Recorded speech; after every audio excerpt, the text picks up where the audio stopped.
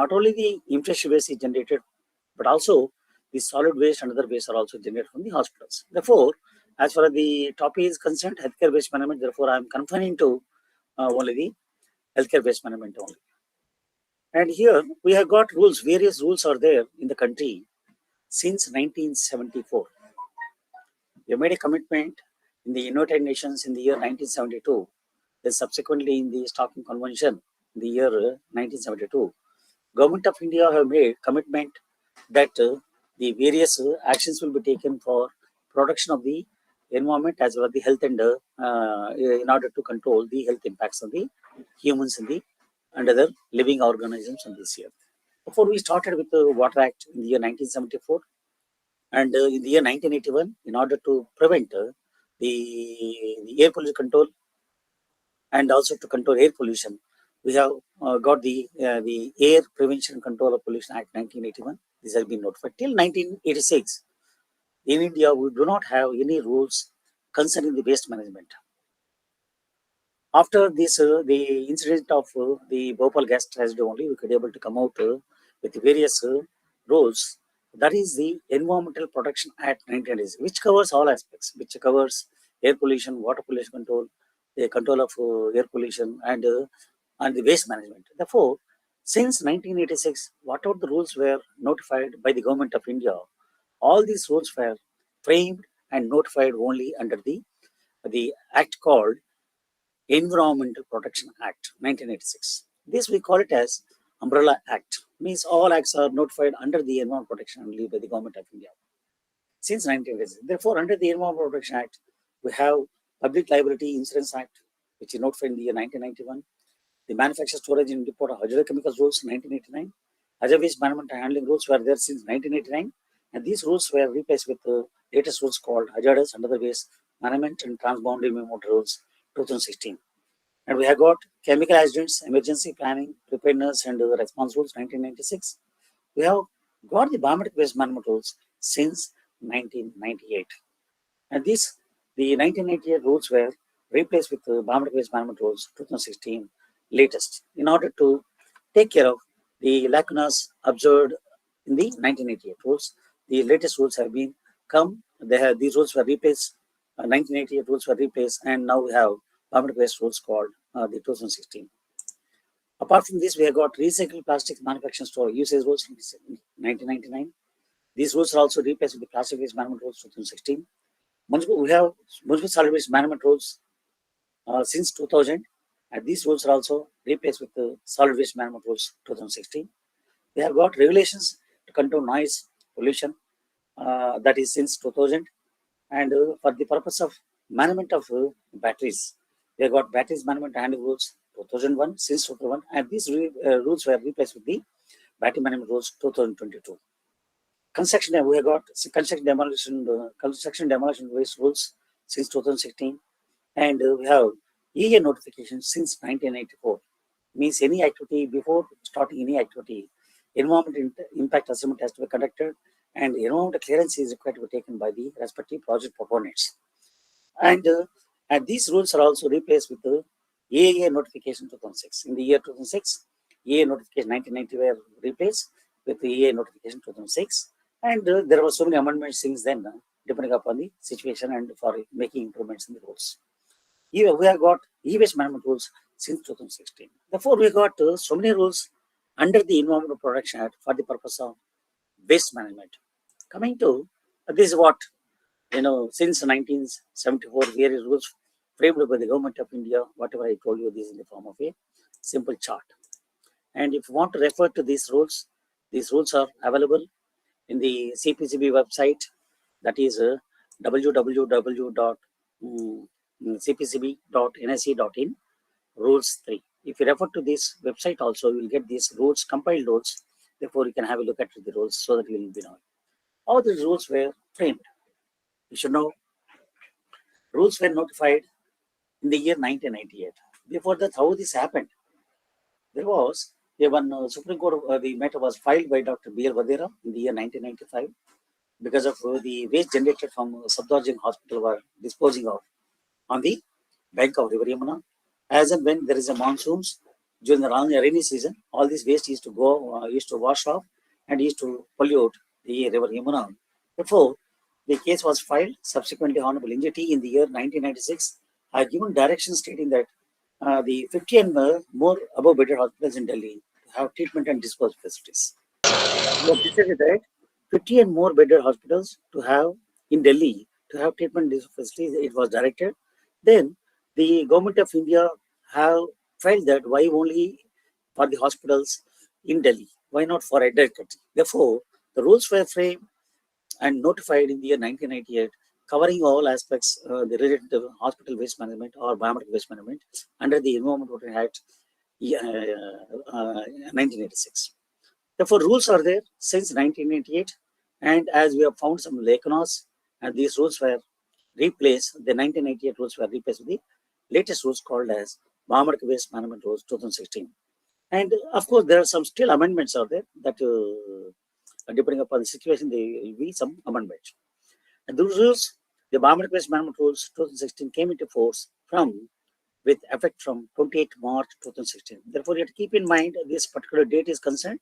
But remember, these biomedical waste rules 2016 came into force from 28 March 2016. The rules were also further amended 3 times. Of course, one more time also happened, depending upon the situation or to make to fill the gaps observed in the process of implementation of the existing rules. If any problem is there in implementing any rule, then that will come in the form of amendment.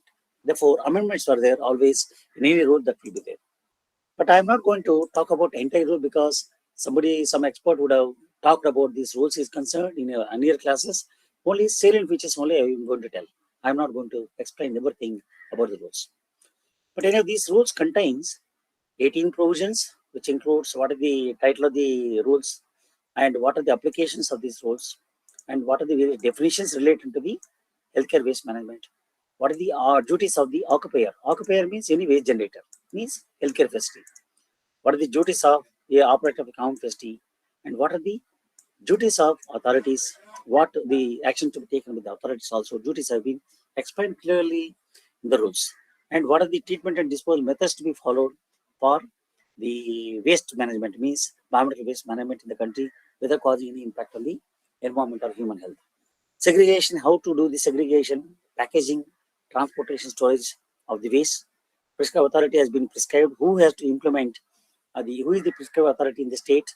I in my lecture also, earlier lecture also told, in case of the states, the regulatory authority for biomedical waste management in the respective state is the State Pollution Control Board. Whereas in union territories, the regulatory authority for ensuring implementation of biomedical waste rules by the hospitals or the conflict operators is the Pollution Control Committee. Therefore, these two words you should remember.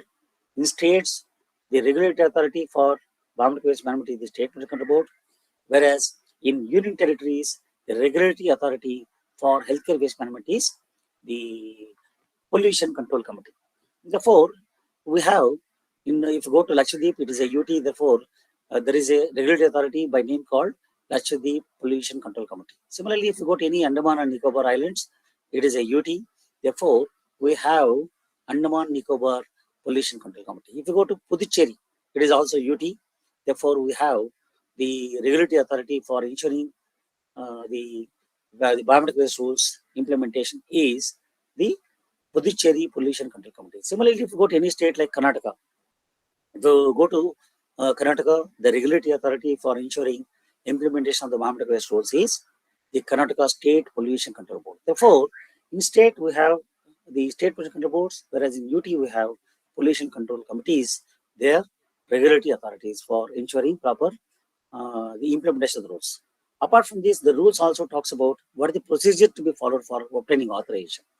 Authorization means authorization for the purpose of the generation of the treatment of patients, generation of waste, and also for collection, storage, treatment, and disposal of waste is concerned. Whatever the permission that is given by the state regulatory authority, that is State Pollution Board, that is called as authorization. That is the permission for the purpose of generation, collection, reception, storage, treatment, and disposal of any the biomedical waste generated from the hospitals is called as the authorization granted by the state control. Therefore, authorization has to be obtained by each and every healthcare facility from the state pollution control board in the state, whereas in the UTs they are obtained from the respective pollution control committee available in the respective union territory. Similarly, we have there is an advisory committee has been the every state has to constitute one advisory committee. Therefore, this committee will oversee the waste management in the respective state, and they suggest the state government for what type of measures to be taken by the each and every state for management of the healthcare waste generated from the respective states. And also monitoring. Who has to do the monitoring? Monitoring aspects is concerned. We got Ministry of Environment Forest at the central level, Ministry of Health and Family Welfare at the central level, Ministry of Defense at the central level. We also have got the state pollution control board in the states, whereas in pollution control committees are there in union territories, and we have the monitoring authorities at the district level. Every state also, it is the responsibility of every state government for ensuring implementation of the rules. The state government have to constitute the district level committees under the chairmanship of district collector or district magistrate, and they will ensure how the waste is generated or how the waste is managed in each and every respective district in the respective state. And annual report. Every healthcare facility has to submit the annual report by 30th of June every year. Means how much water quantum of waste is generated, how much quantum of waste has been pre-treated within the hospitals, how much waste has been how it has been pre-treated, how the waste has been collected, treated, and disposed of through a count facility, how much quantum has been disposed of through a count facility, how much waste has been treated, waste has been sold off. All these details has to be indicated in the annual report that has to be submitted by 30th June of every year. The details related to the previous year means last year, all the details related to the waste management and the healthcare by the hospitals has to be submitted in this year by 30th June every year. Therefore, for the last year annual report information, the two hospitals has to submit by 30th June of every year. This date we have to remember. And maintenance of records. All the hospitals, they have to maintain the records for a period of 5 years. They can't simply, they can't, simply throw the records. The records has to be maintained at least for a period of next 5 years. The records has to be kept by the hospitals for the next 5 years. Please kindly remember this, whatever I am telling. Records have to be maintained for the next 5 years. They can't throw these records. The records has to be maintained for the next 5 years. As and when questioned or as and when asked by the state personnel board, the healthcare facility has to show these records is a must. Accident reporting is also a must. If there is any accident within the hospitals, which may be a fire accident or which may be a realistic injury, what measures they have taken, how many are the victims, what measures they have taken to prevent such accidents in future. All this information has to be filed by the hospitals to the state personnel board as soon as there is a the accident and all. In case appeal provision has been given under the rules in order to help a victim. For example, any healthcare facility is there. In case if this healthcare facility is managing the waste in accordance with the law, but state pollution control board, who is the regulatory authority in the state, if they have issued any direction to the state, the healthcare facility stating that you are not complying with rules and all, in such a case, if healthcare facility is sure that they are managing the waste in accordance with the law, then they can go for appeal. Therefore, within how many days they have to go for appeal is within 30 days of receipt of the directions. The appeal has to be submitted in the respective form. There is a form called 5. The form has to be submitted to the state pollution control board. Then the state, the appellate authority, in case of state environment secretary, the secretary environment of the respective state, the appellate authority, the healthcare facility can make appeal within 30 days. You have to remember this date also. Within 30 days of receipt of the order, you have to make appeal, and this appellate authority has to examine this appeal, and they have to dispose of within 90 days of receipt of the appeal. Therefore, these figures you have to remember. These figures you have to definitely have to remember, and so that it is useful for you to prepare for the exams also.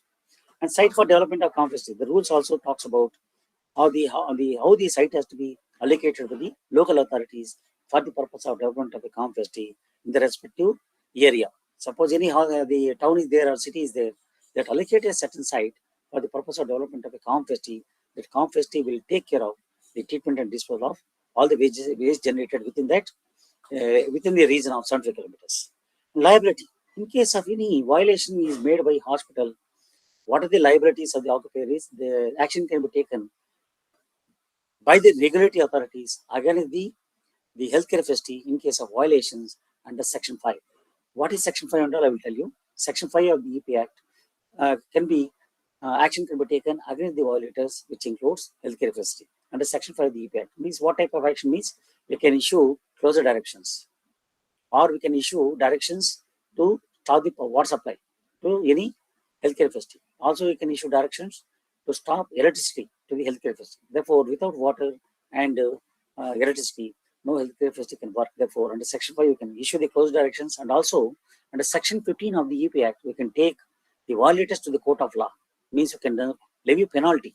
Levy penalties can be levied on the healthcare facility in case of violation of rules under Section 15 of the EP Act. These two acts you have to remember. Under Section 5 and Section 15 of the EP Act, we can take actions against the violators. Under Section 5, we can issue closure direction to the hospitals, whereas under Section 5, we can take we can levy penalty to the violators under Section 15 of the EP Act. And this is what I am telling you. There are 4 schedules under the rules, which talks about, Schedule 1 talks about, in my last class, I told you what the categories of waste. There are 4 categories of waste. One is yellow, red, white, and blue. And depending on the category, the color-coded type of waste has to be segregated into color-coded containers or bags, and that has to be properly segregated, collected, and treated and disposed of. Therefore, that is the Schedule 1 talks about how the waste has to be segregated into the color-coded containers or bags, and how the waste has to be collected, how the waste has to be treated using technology, what type of technologies, and how finally the treated waste can be disposed of. This is what the Schedule 1 talks. Whereas Schedule 2 talks about the standards. If you want to use any equipment for the purpose of treatment of waste or the biomedical waste, then that equipment, what is the operating conditions? What is the temperature to be maintained? What is the pressure to be maintained? In case of incinerators, what is the temperature to be maintained? What is the raised range time? And in case of emissions, then what are the emissions levels to be controlled by the hospitals or incinerator operators has been suggested under the Schedule 2 standards.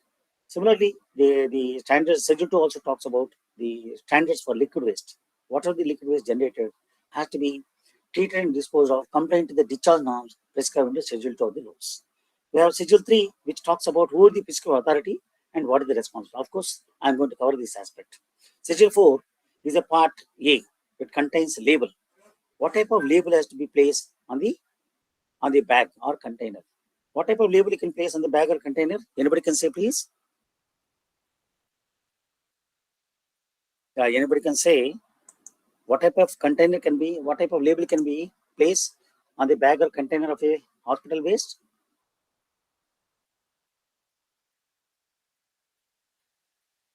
Can you please guess? Date. Yeah, please. Date. You can place biohazard symbol. Suppose biohazard symbol you have to place on the bag so that indicates the waste containing that bag is infectious waste. Therefore, biohazard symbol is a label has to be placed. And also, in case of cytotoxic drugs, we have to put C label. In case of C label is that indicates it is the cytotoxic drugs. The bag contains cytotoxic drugs. And also the label for transportation of waste. Whenever you are transporting the waste from one place to others, it may be a hospital to the common facility, then the transporting vehicle should carry this label definitely. What is it that indicates what is the source of generation of waste and where the waste is being collected, from where the waste is going, so for further treatment and disposal. These are the schedules which talks about the waste segregation, waste treatment methods to be followed, what are the technologies to be followed, and also who are the implementing authorities for ensuring enforcement of the rules, and what type of label we have to place when you on the plastic, the biomedical waste bag, the containers or bags, and also what type of label you have to put on transporting vehicle for the purpose of transportation waste from one place to others. There are 5 forms in under the rules which talks about Form 1, if there is an accident, I told you, if there is an accident, that has to be reported to the state board within I think so, within a day. I feel so. It has to be reported to the state board in Form 1 to the state regulatory authority by the hospital. Form 2 means is the application for obtaining permission from the state board for the purpose of generation, collection, reception, treatment and storage of waste. The application has to be filed in Form 2 to the state pollution control board by the occupier, means by the hospital or a confesty to the state pollution control board. And based on this application, the details provided in Form 2, the states will provide the authorization, that means the permission to the state board, the permission to the hospital by the state pollution board for the purpose of generation of collection, the purpose of generation of biological waste, collection, treatment, and disposal of waste. How the waste has to be segregated, collected, treated, stored, and all. These conditions will be given in the permission that will be granted by the state board to the hospital in Form 3. And we have Form 4. That means every year, last year's annual report has to be submitted by the hospital or a confidential operator to the state pollution board by 30th of June every year. Therefore, last year annual report information has to be submitted by 30th of June of this month, this year, so that that information will be compiled and submitted to the further will be submitted to the CPCB, Central Pollution Control Board, the state pollution boards. Then thereafter, the CPCB compiles all India level information to the so I will compile, and that information is submitted to the Ministry of Human Forest by 30th of August. And here, the Form 5, I told you, in case if you are not happy with any appeal made by, not happy with the direction passed by any state political board, then you can make appeal. This is the form you have to use in Form 5. The appeal can be done to the Secretary Environment in the respective state about this, the direction given by the regulatory authority, in case if you are sure that you are complying with the rules, and if you are not agreeing with the directions given by the state board, then you can make this appeal in Form 5 within 30 days of receipt of the direction from the state political board. Then that appeal will be disposed of by the Secretary Environment by examining the application, and within they will dispose of within 90 days definitely. If you are sure that will go in favor of you, or if you are violating, then they will go against you also. This is the general scenario with regard to the biomedical waste management as far as in India is concerned. This is the waste collected from different hospitals by the confesty operator will be located within 75 kilometers. All the hospitals has to dispose of the waste through a confesty which is located within 75 kilometers. In case if there is no confesty within 75 kilometers, then the hospital can have their own treatment facilities, or they can dispose of the waste by debris also. Therefore, the confesty will collect the segregated waste from all the hospitals, and they will segregate into different different things, which are the yellow color, red color, and which are the waste which are there, like yellow, red waste is there, and white and blue are there, and accordingly they will go for different types of things. What are they will take all the red waste, yellow color waste they will take into the incinerator. Means this is the incinerator where the waste is going to be treated, all the incinerable waste. And red, white and blue they segregate separately, and depending upon the red color waste will go for further treatment by autoclaving or hydroclaving or chemical disinfection, whereas white and blue will go for the chemical, the autoclaving or microwaving, or they may go for chemical disinfection also. Once the waste are treated, especially the red waste, has to be shredded before it go for final disposal through the recyclers.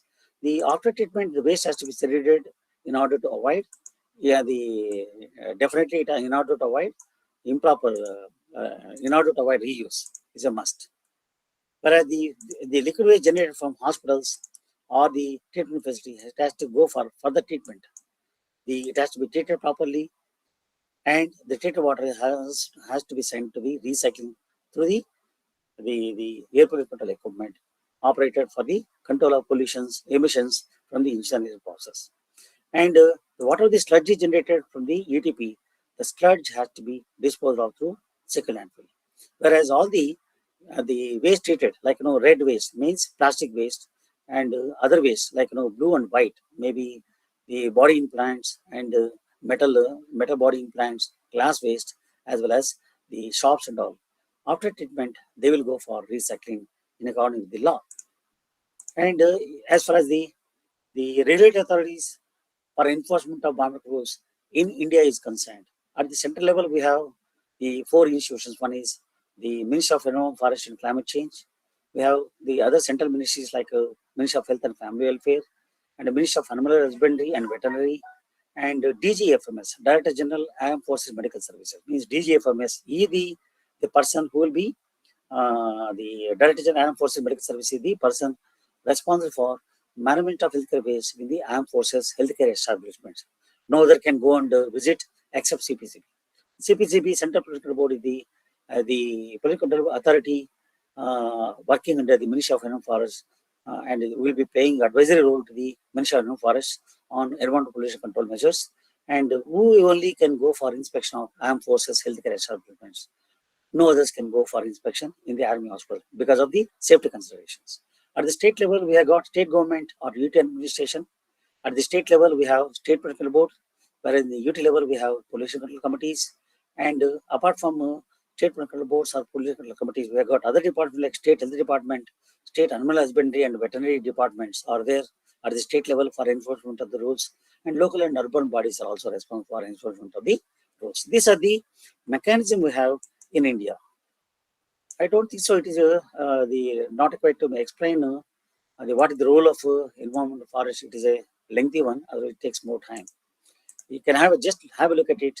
Ministry, the central ministry for making policies concerning waste management, including biomedical waste. Central Ministry of Environment Forest is the apex ministry for the purpose of control of pollution in the country, and they will be making policies concerning the various waste management, including the biomedical waste.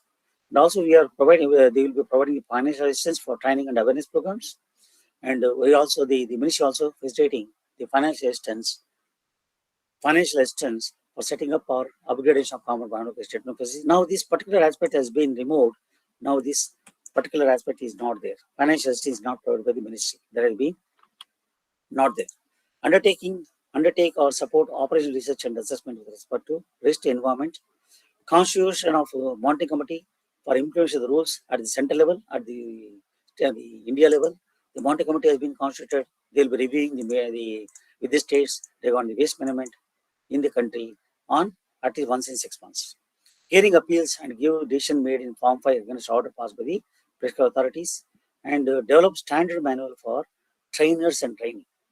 And also notify the standards for operating any new technologies. What are the technologies have been suggested? If somebody wants to adopt any new technology, then that the new technology will be assessed by the ministry, and they notify the standard operating procedures or standard operating the operating parameters to be followed for the new technology under the Environmental Protection Act 1986. Therefore, then only that new technologies can be adopted by any proponent. Maybe it may be a hospital or a conference operator. Otherwise, any technology which has not been notified under the rules cannot be adopted for the purpose of treatment of biomedical waste.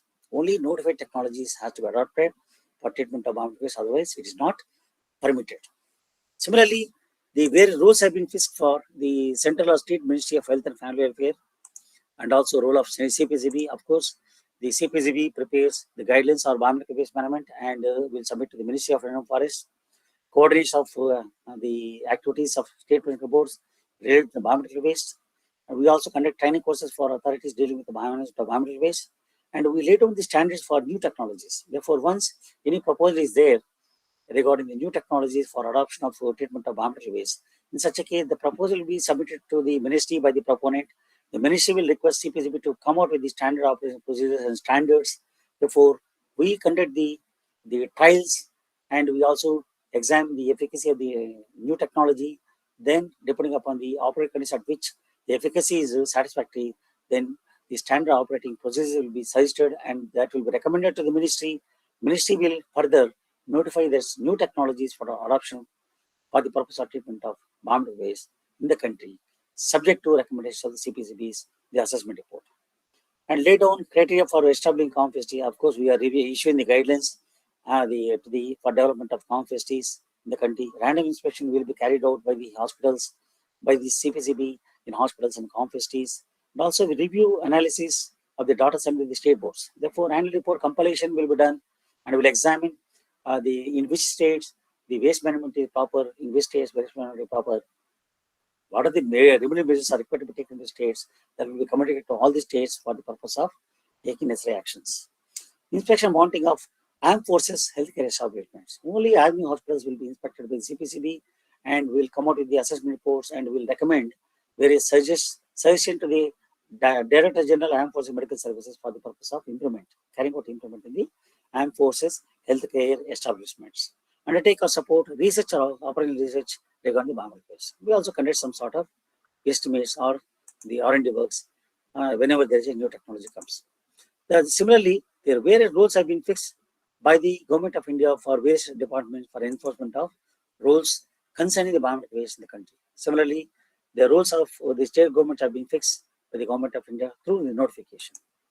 Role of State Control Board. What are the responsibilities of the state boards have been fixed through the notification of biometric rules. What are the inventarization of occupiers? How many hospitals are there in the state? And what is the quantum of biometric waste generation? There is the responsibility of the state to carry out the inventory. Means how many hospitals are there, how much quantum of waste is generated, and how much quantum of waste generated is treated and disposed. This inventory has to be conducted by the state board.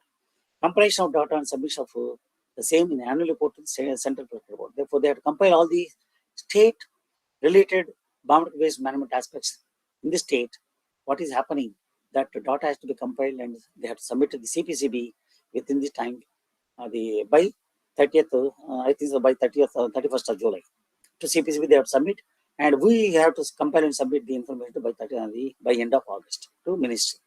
And State Board is the responsible authority for the purpose of grant of permission, grant of authorization or renewal of authorization or suspension or cancellation of authorization. They are the state regulatory authority have been empowered for the grant of permission of authorization, or they can suspend or they can cancel in case if there is a violation. Monitoring of complaints of various provisions will be done by the state boards. Action against healthcare facilities in case of the violations. Organizing training programs, undertaking support research or operational research is the responsibility of the state board. Any other functions under these rules given by the Ministry of Home Forest, they have to act. Other the roles are there. The local bodies means they mainly they have to collect the treated waste from the hospitals. That is their responsibility. Treated the bombed waste means that is likely the solid waste. Therefore, they have to collect from the hospitals regularly so that there will no any problem on for the waste management. And also they have to allocate suitable sites for the purpose of management of the biometric waste. They have to allocate suitable site in the respective zone jurisdiction so that the waste generated is managed properly. This is what monitoring mechanism. What the monitoring mechanism we have in the country is at the central level we have the various ministries or the responsible authorities who will be monitoring the waste management in the country, which includes the hospital waste management. They are the main ministries are Ministry of Home Forest, Climate Change, and Ministry of Health and Family Welfare, and the other ministries like Ministry of Animal Husbandry and Veterinary and Animal Husbandry. And we have got at the Police Control Board at central level is CPCB, and at the state level, State Department of Health and Family Welfare, State Control Board, in the states, the political committee, the UTs, and advisory committees of the state governments are also there. At the state level, they will be monitoring the waste management in the respective state. And also, the states also have to constitute the district level monitoring committees. At the district level also, these monitoring the committees, they will be examining the waste management in the respective state, in the district, and that information will be submitted by the district level monitoring committee, the state government, for the purpose of taking necessary remedial measures. And this is the advisory committee. In the India is concerned, the government of India has to at every state government at the state level they have to constitute advisory committee to oversee the implementation of the rules and to advise the state government. And this advisory committee shall comprise representatives mainly from Department of Health, Environment, Urban Development, Animal Husbandry and Veterinary Sciences, urban or local bodies or municipal corporations, and representatives from IMA, Indian Medical Association, or Common Biometric Treatment Facilities or NGOs. They are mainly the members of the advisory committee in the respective state, and this advisory committee will oversee what is the, they got the waste management, hospital waste management in the respective state, and they will advise the state government to take further necessary actions in case of any problems are there. And we have got that the ministry level, the Ministry of Land Forest, they review at least once in a year, and CPCB will be monitoring the implementation of environmental controls in armed force healthcare as well as the common healthcare facilities also. And every state government has to constitute one district level committee, and I told you these district level committees have to examine the what is the waste management at the district level, and they have to submit the report at least once in 6 months to the state government, state advisory committee, and the state advisory committee will take necessary measures, such as the state government for taking necessary remedial measures for waste management in the respective state. And the district level monitoring committee will have comprise mainly district medical officer as a member secretary, representatives from the state political board or political committee, public health engineering department will be there, local bodies or municipal corporate representatives, IMA, Common Environmental Waste Facility, and registered NGOs working in the field of environmental waste management. The committee may co-opt other members in case if the committee feels that yes, they require any other members' help, then they can co-opt any other members also required. And this is the waste management, the regulatory rules and regulatory rules and the mechanism available in case of the as far as the country India is concerned. Let us see what are the mechanism available in other countries. As I told you, in other SEAR countries, we are coming to the actual topic. Till now, we have heard what are the various legislations relating to the Indian scenario. Any doubts, please? Any doubts?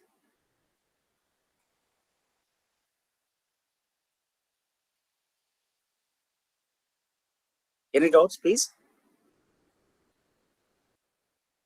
Poonam Yadav ji, can you respond, please? Any doubts?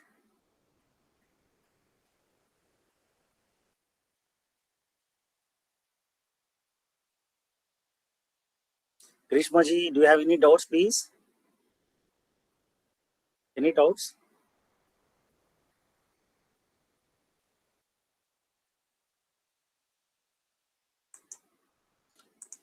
Okay, let's go to, if there are no any doubts, we'll go for the next issue.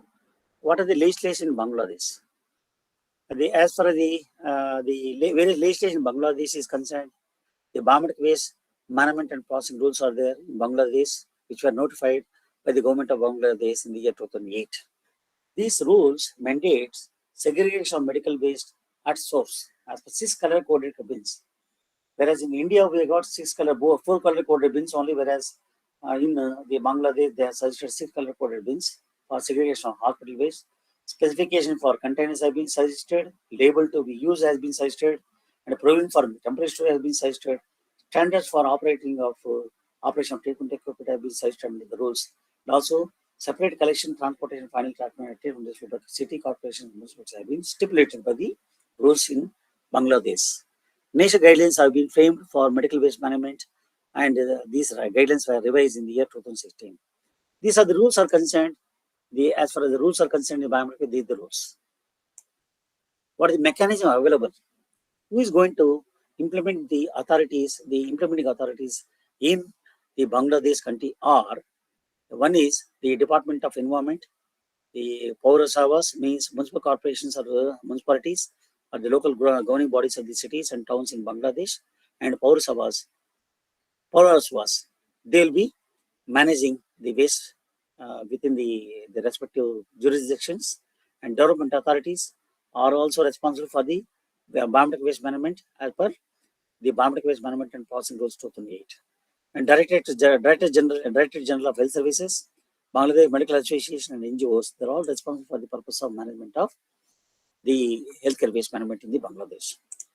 And as far as the Bhutan is concerned, there are no separate legislation for environmental waste management in Bhutan, and the rules are the environmental waste is covered under the Waste Prevention and Management Act 2009 and the Waste Prevention Management Regulations 2012. In the first edition of Infection Control and Healthcare Waste Management Guidelines developed in 1994, and the fourth revision was done in 2014. Medical waste mainly 8 categories are categories have been they classified into 8 categories. One is the infectious, hazardous, shops, pharmaceutical, chemical, pathological, heavy metals, and general waste. And waste are segregated using color-coded bins and transported to the treatment site in designated places.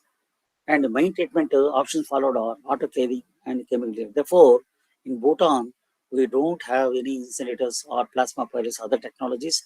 There are only autoclaving and chemical disinfection only in concern as far as Bhutan is concerned. What is the mechanism we have is the National Environmental Commission is the apex body for responsible for coordinating and overseeing the implementation of Act in the Bhutan, whereas the under this this regulation will stipulate that the implementing agency shall be the health clinics, Ministry of Health, Ministry of Agriculture and Forests, the hospitals, Department of Livestock, Bhutan Narcotic Control Agency, and the Drug Regulatory Authority. They are the implementing agencies in the country of Bhutan. Whereas in Indonesia, Health Minister Defense November 2004 on hospital environmental health requirements, and these are the main thing rules followed in Indonesia, and this the rules requires hospitals to be assessed with a rating system ranging from black, red, blue, green, and gold. Means the waste has to be classified in different categories: black, blue, black, red, green, and gold. Blue means the categories management of waste management has to be carried into these categories. Blue indicates implementation of environmental management of efforts are in accordance with the law. Means the efforts are in accordance with that means satisfactory. Black means no efforts taken to manage healthcare waste. That means if it is indicated as black, then no efforts at all. Very poor management of waste management in the hospitals. Red indicates environmental management efforts are not implemented at all in accordance with the law. That means the attention is required. Therefore, red has been indicated. Green and gold are the beyond criteria or compliance is more than what is required. Means satisfactory than the what is required. The efforts are very good than what is required. Of course, in Indonesia, there is a legal penalties are there. If any violation is there, they are going to put in jail the violators at least for a period of 10 years, and a fine will be levied at least up to the 60,000 to 140 US dollars. Of course, in Indonesian rupees, it is called as 500 million rupiah. Rupiah is the currency used in Indonesia. Therefore, it will be 500 million rupiahs as a penalty in case of violations. However, if the damage leads to death, the maximum sentence is more than 15 years. Then if there is a damage is there, which has caused due to any emissions due to the emissions, if there is a death, then in such a case, the maximum sentence is 15 years jail. They will put in jail of 15 years, definitely. And what the regulative mechanism in Indonesia is, agency responsible for dealing with the hazardous and environmental waste management in Indonesia are Ministry of Environment, like we are having Ministry of Environment Forest, they got Ministry of Environment, and like we are having Ministry of Health and Family, they have got Ministry of Health. Like in local bodies, urban bodies, they got local authorities. And only these organizations are responsible. We have got many organizations responsible for the management of healthcare waste in the country. Coming to Nepal, they don't have separate rules or policies or legislations for the purpose or any institutions to set up has been set up for the purpose of management of healthcare waste. They don't have any separate rules, but under the rules called the Solid Waste Management Rules 2011, the hospital waste is generated. Whatever the hospital waste is generated will be taken care of. Therefore, healthcare is there, but they got the guidelines. Somewhere they made in somewhere in 2014, which provides maximum standards for healthcare facilities. It focuses on safe and proper techniques for the segregation, collection, transportation, storage, treatment, and finalized for healthcare waste. It supports for non-burn green technologies only. And they got there are no such rules separately, but guidelines are there. Presently, they are in the process of development of this. And what are the regulatory mechanism? Who are the authorities responsible for the management of healthcare waste in the country of Nepal is various acts framed or implemented through the following institutions. That is Ministry of Health, like in case of India, Ministry of Health is there, Ministry of Population and Environment, Ministry of Local Department, Municipality of Kathmandu, National Nepal Health Research Council, Royal Nepal Academy of Sciences and Technology, non-governmental organizations are responsible for implement. These are the responsible authorities for implementation of the waste, including hospital waste, in the country of Nepal. Coming to Sri Lanka, they don't have They have the National Environment Act of 1980 with this amendment somewhere in the year 1988. Of course, amendments are happened in the year 2000 also. And these are the concerning the documents related to regulate the hazard waste and consequently the healthcare waste management also in Sri Lanka. Biomedical waste management is a legal requirement under the legislation of Central Environment Authority effective from 1st February 2008. And national policy is there for waste management, which provides guidance on color coding, waste transportation, treatment and disposal, wastewater treatment, and occupational safety of waste handlers. Apart from this, in case of Sri Lanka, these are the authorities responsible. The National Environment Act of 1980s, the main act which takes care of healthcare waste management in the country of Sri Lanka. Of course, and they don't have then separate institutions. In case of Thailand is concerned, even in Thailand, waste generated during medical diagnosis or diagnosis, immunization or experiments, autopsy or examination of animal carcasses, including in research, are deemed infection based. Okay, and these are at the central level. The agencies that play a key role in ensuring proper waste management in the Thailand are the Department of Environmental Quality Promotion, the Pollution Control Department, prescribes guidelines, of course, the Department of Health, Ministry of Public Health, the local administrative organizations are responsible for enforcement of the for ensuring proper waste management. And in Maldives are concerned, Ministry of Health developed a national health care waste management policy with support of WHO in 2015, and this policy is endorsed by the government of Maldives in the year 2016.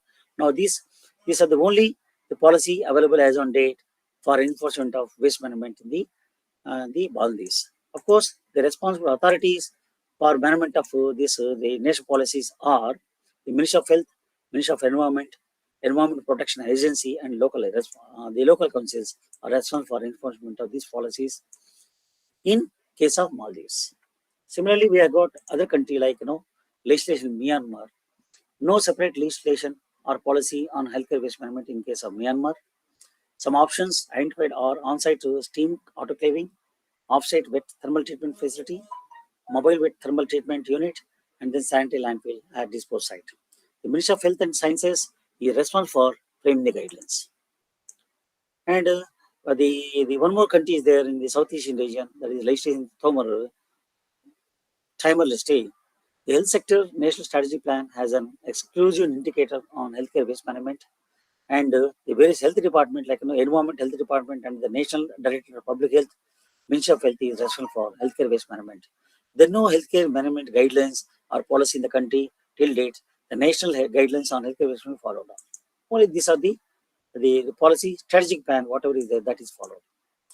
As far as this is concerned, the the healthcare waste management in case of the hospitals in especially in Southeast Asian regions.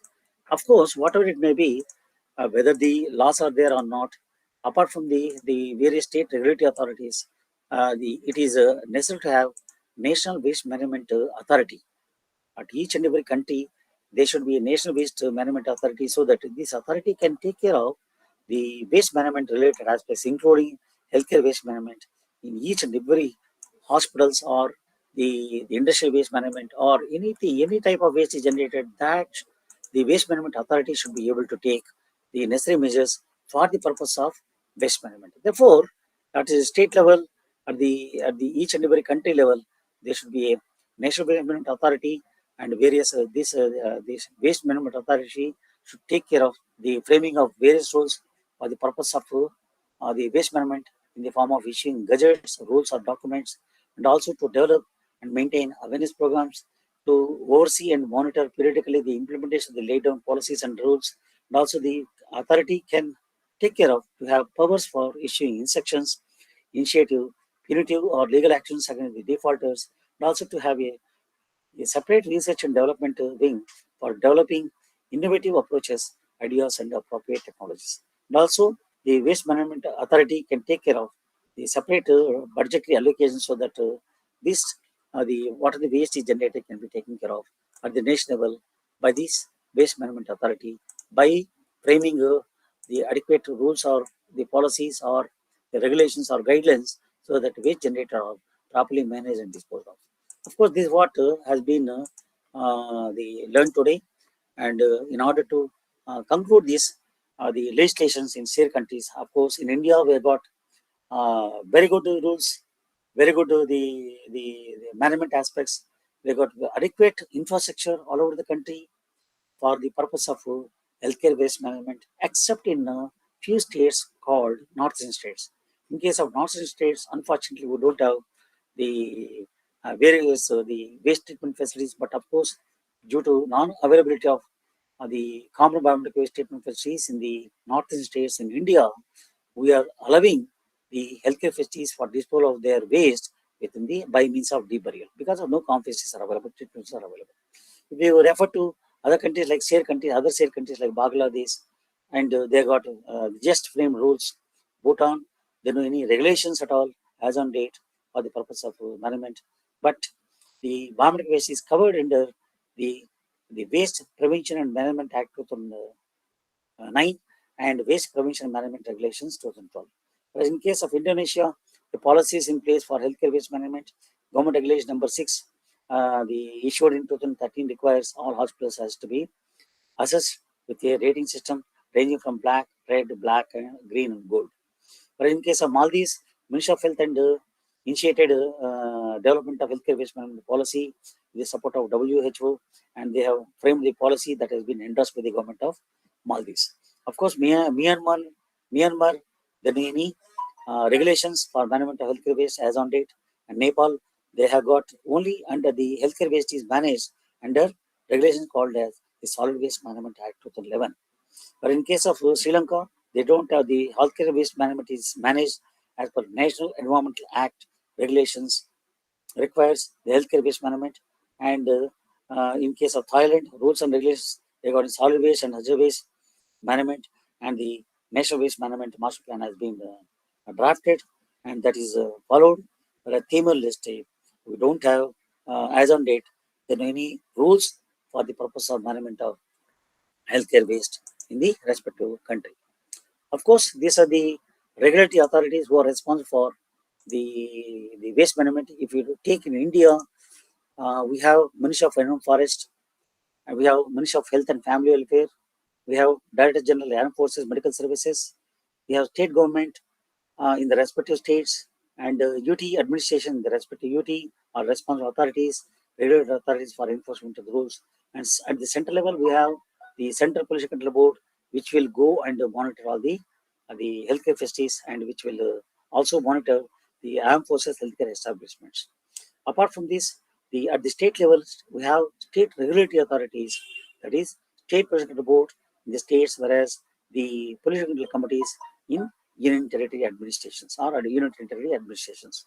And the state pollution control boards are the regulatory authorities. They grant permission for the healthcare facilities for the purpose of generation of waste, collection, reception, treatment, and disposal of waste. They are the regulatory authorities, and they may take actions against the healthcare facilities in case of violations under Section 5 and 15 of the EP Act also. And common violations of farm facilities or healthcare facilities are generally the collection of waste. In case of common facilities, they don't collect the waste on regular basis, and segregation may be the treatment equipment, they may not be operating properly. Therefore, these are the regulations that we observe in case of common facilities. Similarly, we have in other SEAR countries, we have in Bangladesh, the prescribed authority for management of healthcare waste is Department of Environment, Orishava's development authorities, and Director General Health Services, Bangladesh Medical Association, and NGOs. Whereas in Bhutan, we have National Environment, the Commission.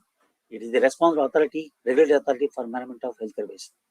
And in Indonesia, agency is responsible for healthcare, the hazardous waste as well as biomedical waste is the Ministry of Environment, Ministry of Health, or local authority. Similarly, in Nepal, we have various regulatory authorities responsible for healthcare waste management are Ministry of Health, Ministry of Population and Environment, Ministry of Local Development Authorities, Municipality of Kathmandu, Nepal, the administrations, and NGOs. They are all responsible for the purpose of healthcare waste management in the country of Nepal. Whereas in Sri Lanka, the regulatory authorities responsible for healthcare waste management are Central Environmental Authority and Ministry of Health. Whereas in Thailand, Department of Environmental Quality Promotion, Pollution Control Committee, local administrative organizations are responsible for the purpose of management of healthcare waste in the respective states. This is about the regulatory method, rules and regulatory mechanism available in the Southeast Asian region countries, which includes in India as well as the in other countries like Bangladesh, Bhutan, Indonesia, Nepal, Sri Lanka, Thailand, and Tomar also. One more country is there, the Maldives, and other one more country is there. Therefore, these are about the rules and regulatory mechanism relating to healthcare waste management in SEAR countries. Any doubts, please? Any doubts? If no doubts are there, I think so. No, sir. We'll have okay. We will have a break for 10 minutes. We'll come back around 3:30, please. We'll have a break of 10 minutes. Then we'll go for other topic that I will be covering.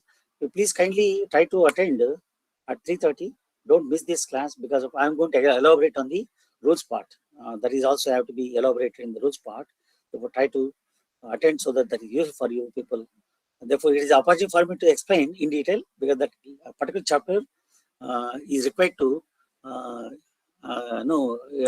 suggest to elaborate on the rules part. Therefore, I am going to explain in detail about other part of the other lectures related to the please kindly come back to us for this class at 3:30 definitely.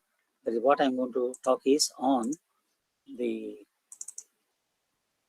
This is what I'll be talking on. The topic I'll be talking. I'm just trying to upload.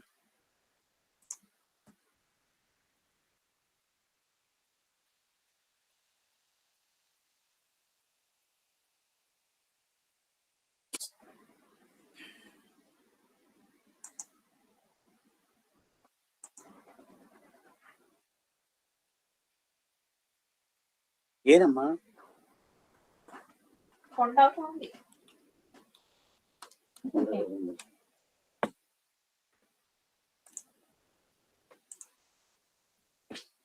Yeah, can you see the slide, please?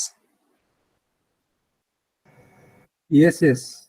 Yes, yes. It's Okay, visible. therefore, uh, I'm going to talk about administrative and legal aspects of healthcare waste management in the next lecture. That is actually that is the topic which has been assigned today.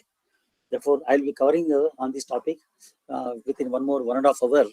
Therefore, we'll come back after having a short break for 10 minutes, please. We'll come back at 3:30 back. Now it is time is 3:20. We'll come back at 3:30 after having a break of 10 minutes, please. And this is, I'm going to talk about these administrative and legal aspects of healthcare waste management. Okay, then we'll have a break for 10 minutes, please. Okay, there is absolutely no problem. So we'll have a break of 10 or 20 minutes, no problem. 10 minutes we'll have, please. 10 Yes, minutes, all right. All right. we'll come back at 3:30 back, please. Okay, Okay. sir. Okay.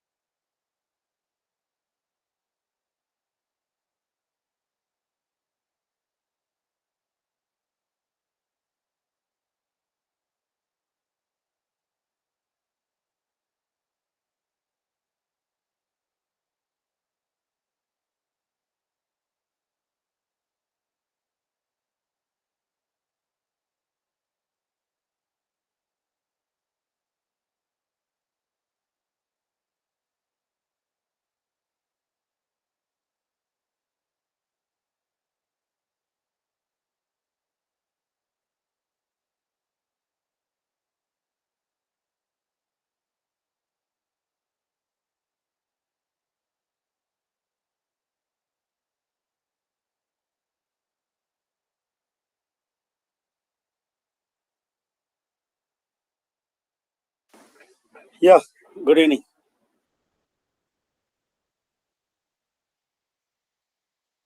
Can you hear me, please?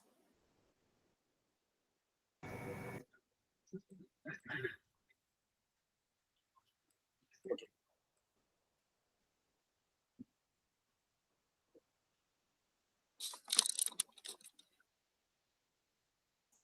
Yeah, next topic that I will be covering. Can you see my slide, please? No, no, the slide is not there. Slide is not there. Okay, I may have to upload. There's something wrong.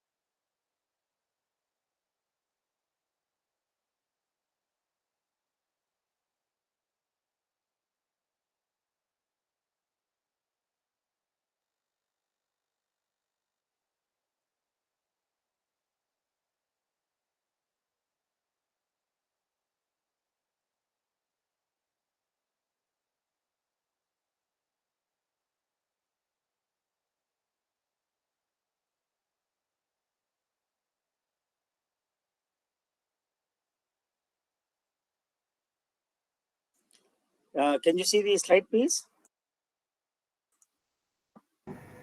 Yes, yes. Slide Can is. can you hear me, sir? Yes, yes. Okay.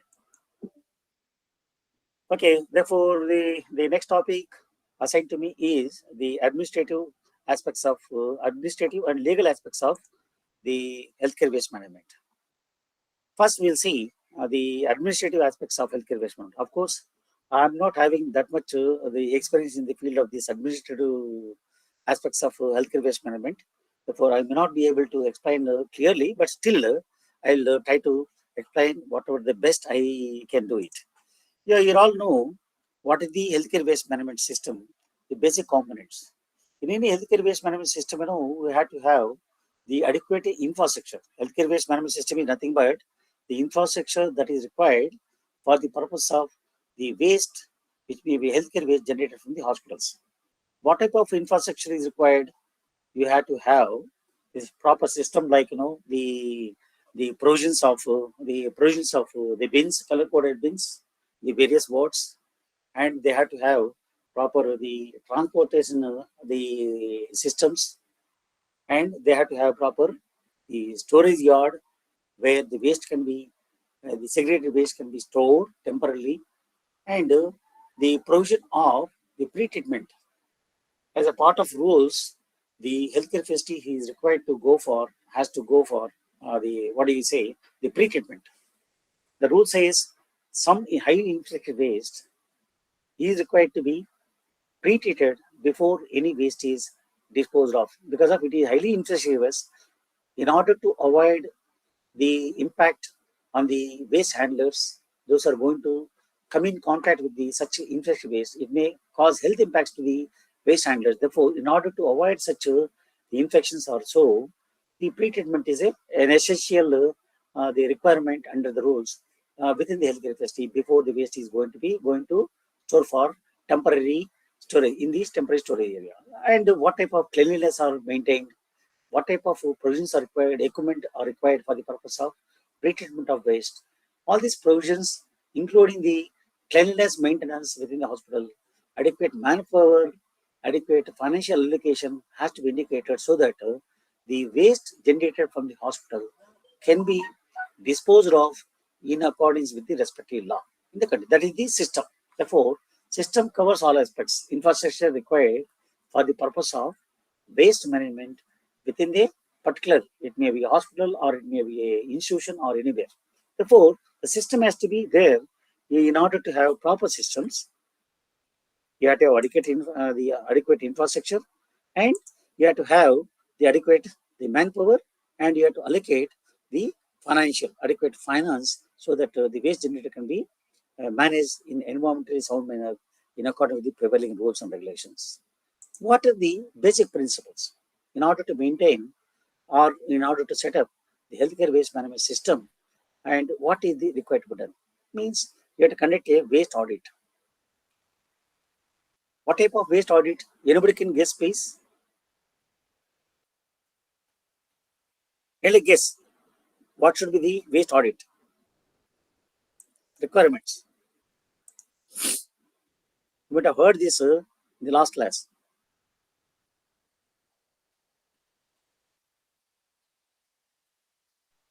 There Anybody are can two say? types of audits, sir. Mm-hmm. Internal Tell me. audit and external audit. Yeah. Audit can be conducted through external or internal agency. Okay, isn't it? Then, in audit, what type of activities to be covered? Okay, that we'll see. And they have to conduct, means, you have to conduct what type of waste is generated, what is the infrastructure, what are the methods followed for pre-treatment of waste, what is the record maintenance, how the waste is properly stored or not, whether the waste is the treated and disposed of in accordance with the law or not. All these things will be covered under the waste audit. Okay, so accordingly, and also inventory has to be conducted. For example, inventory why it is required in inventory is required in a hospital. Anybody can guess, please? Don't worry, even if you're wrong, no problem. You have to react. Somebody can react. Even if you're wrong, don't worry. You have to interact. Then only it will be easy for you to understand. Even if you are wrong, then when I correct, others will learn, okay, this is the correct one. Yeah, please. Anybody can guess? Ravi Kiran, can you try? How do you conduct inventory? In your It's based hospital. upon the category of waste. In your hospital, let us say if you want to conduct a inventory in the hospital, you have to see what are the sources of generation of waste. Means how many wards are there. You have to understand how to conduct inventory. How many wards are there? In each ward, how many patients are treated, and what type of treatment is given. And in the process of treatment of patients, what type of waste are generated. Then what type of waste will fall under which rules. For example, there is a solid waste rules, solid waste. Therefore, that such solid waste has to manage according to the solid waste rules. There may be e-waste generation, and that particular e-waste has to be managed in accordance with the e-waste management rules. If there is the healthcare waste or biomedical waste, if biomedical waste is generated from a particular ward, then the biomedical waste generated from the ward has to be managed in according with the biomedical waste rules 2016.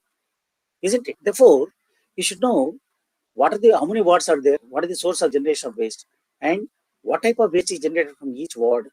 Then, what type of waste, the quantum of waste is generated, and what are the provisions required for us for the management of such waste, which may be a provision for collection, it may be the provision for the purpose of storage, or it may be the provision for the temporary storage, transportation, and it may be a provision for the pre-treatment of waste also, as per the law. Therefore, inventory of waste will help in the analyzing the scenario, what is the waste is generated from the hospital, and what is the infrastructure required for us, what is the financial allocation has to be done by us, and how the waste has to be collected, how the waste has to be transported, how the waste has to be stored, then how this stored waste has to be treated and disposed of.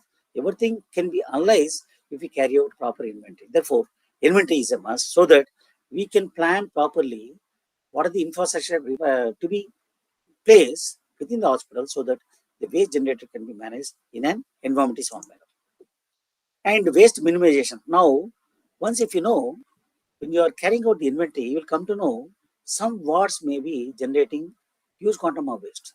Then you can try to analyze what is the justification, what are the measures to be taken in order to reduce the waste generation from wards.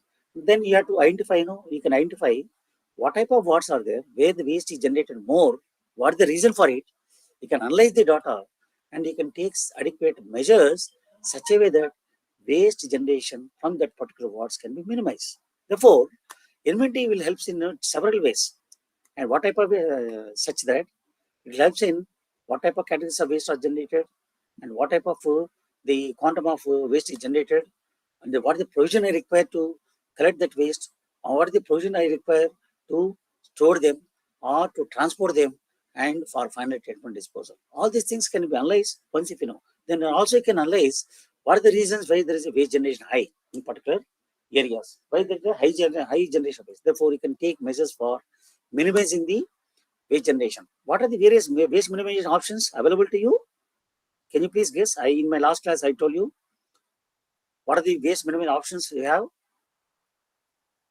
What is the first preferred option? Kya hai?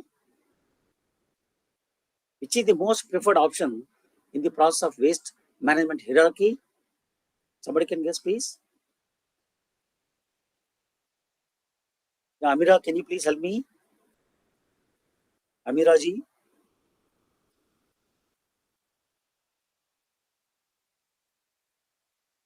Can you please help me? What is the most preferred option in case of waste management hierarchy? I told you in my last class. Yeah. Narset, can you please try? Prevent the generation of waste, sir. Prevention. The generation. Prevention is the most preferred option for waste minimization in any what do you call in any the institution or anywhere.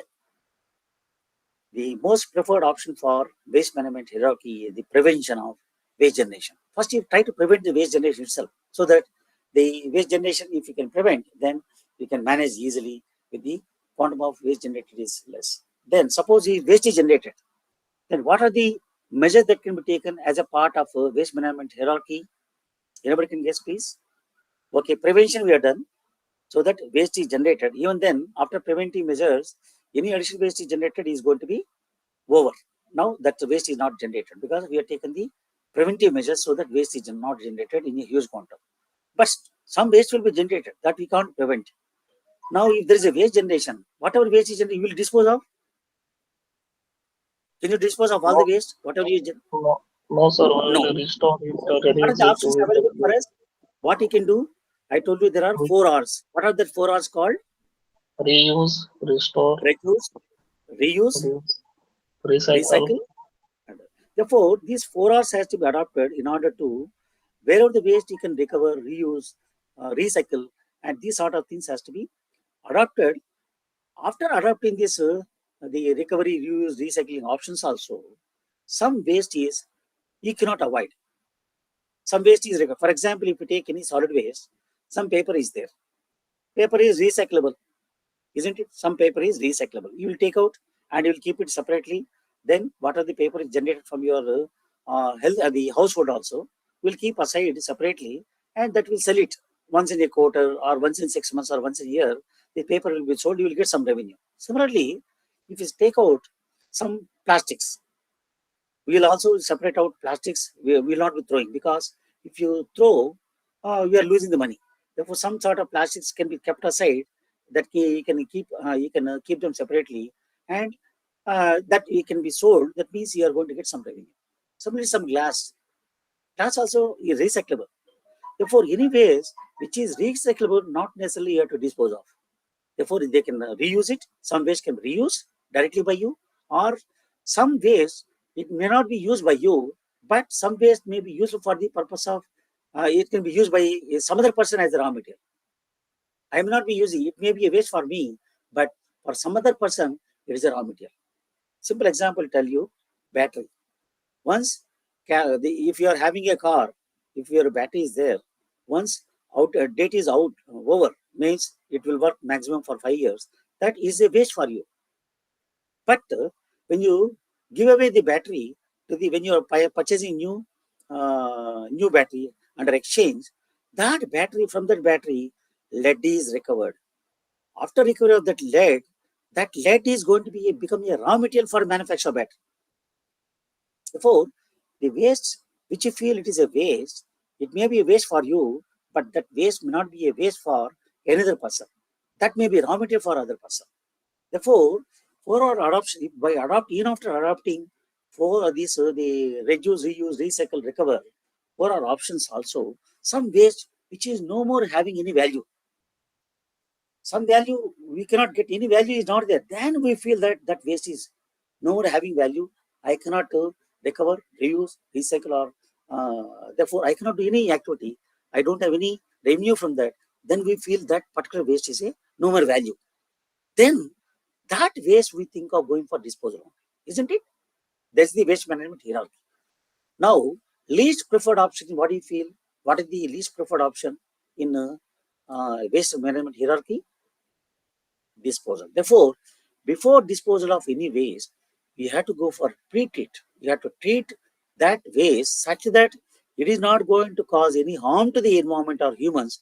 Then that if that waste is disposed of safely, not going to cause any harm to the environment. Therefore, pre-treatment is treated. Then that waste is disposed of. This is about the waste management hierarchy. Therefore, if you know, we have to adopt the waste minimization techniques definitely, so that you are going to reduce the waste generation as far as possible. You will try to prevent the waste generation. Then you will adopt the 4 options like reduce, reuse, recycle, and these other options will help you in recovering the waste as a useful products, and no any waste which is no more having any value, then the waste is going to be disposed of. That can be disposed of by adopting safe measures. Then, as a part of the healthcare waste management system, you have to identify what are the waste source of generation of waste in the hospital, which wards, what type of waste. There is a must. And segregation of waste at source. Therefore, how to segregate the waste? You have to create a mechanism as a part of healthcare waste management. This means you have to display boards in all the wards. This type of color waste has to go into this type of color coded bin, or this type of waste has to go into this type of color coded bin, or the container or bag. That you have to give some sort of instruction so that one will follow easily, and so that based on that instructions, anybody can adopt the segregation procedure easily. Therefore, that is also part of system of segregation. Pre-treatment. Therefore, in order to pre-treat as per the rules, some waste. What type of waste requires pre-treatment? Anybody can guess, please? What type of waste requires pre-treatment in hospitals? Hazardous waste. There are 4 categories of waste which requires pre-treatment. Can you please guess, please? I told you in my last class. One is microbiology,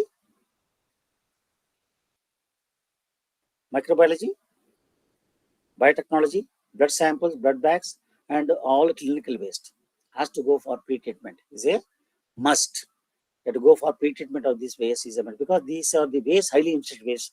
It requires pre-treatment. Therefore, what type of treatment equipment you have to adopt for the purpose of pre-treatment has to be as a part of system. And waste transportation, how the waste has to be transported, is a part of system which should be there in the hospital. Then, apart from treatment and disposal, you have to have occupation safety. Means you have to safeguard your employees. Means doctors, the nurses, they should not be injured because of improper waste management. And continuous monitoring is a part of the system, healthcare waste management system. And also, you have to train the staff properly. Means proper training has to be given. How the waste has to be segregated at source. How the waste has to be handled in the process of transportation, and also how the waste has to be collected and disposed of, stored properly, and finally treated, and how the waste has to be pre-treated before that waste is taken to the storage. All these sort of things has to be monitored properly, and also training has to be given to the staff how the waste generated from the hospital has to be the collected, stored, segregated, treated, and disposed of. And also record maintenance. is a part of the healthcare waste management system. Record how much waste is generated, how much quantum of waste is treated and disposed of as a part of pre-treatment, how much waste is collected and transported from each wards, how much waste is disposed of through a COM-facility operator on a daily basis. Everything records has to be maintained. If there is needle stick injuries, you have to record maintenance. Every record has to be maintained, and that has to be submitted as a part of the annual report. By what day you have to submit the annual report to the hospital? By the hospital has to be submitted to the state board. By what day? I told you to remember the 31st day. June. Yeah, by 30th June. By 30th June, the by 30th June, the hospital has to submit the record to the state board. The state boards have to submit the records to the CPCB by 31st July. Okay. 1 minute, please. There is a call. I have to attend one call, please. Yeah, please. Good afternoon, ma'am. Okay, madam.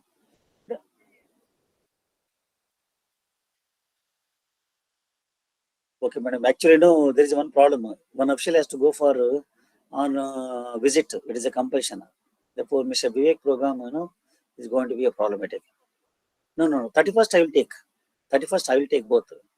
Vivek is supposed to take on solid waste. You just see, ma'am, whether it is possible to change to another date or not. Or else that has to be cancelled. That has to be cancelled. Okay, ma'am. But others, okay. Just coordinate with, talk to our Madam Kaun, Selvi Madam, and coordinate, ma'am. Okay? Okay, ma'am. Yes, okay.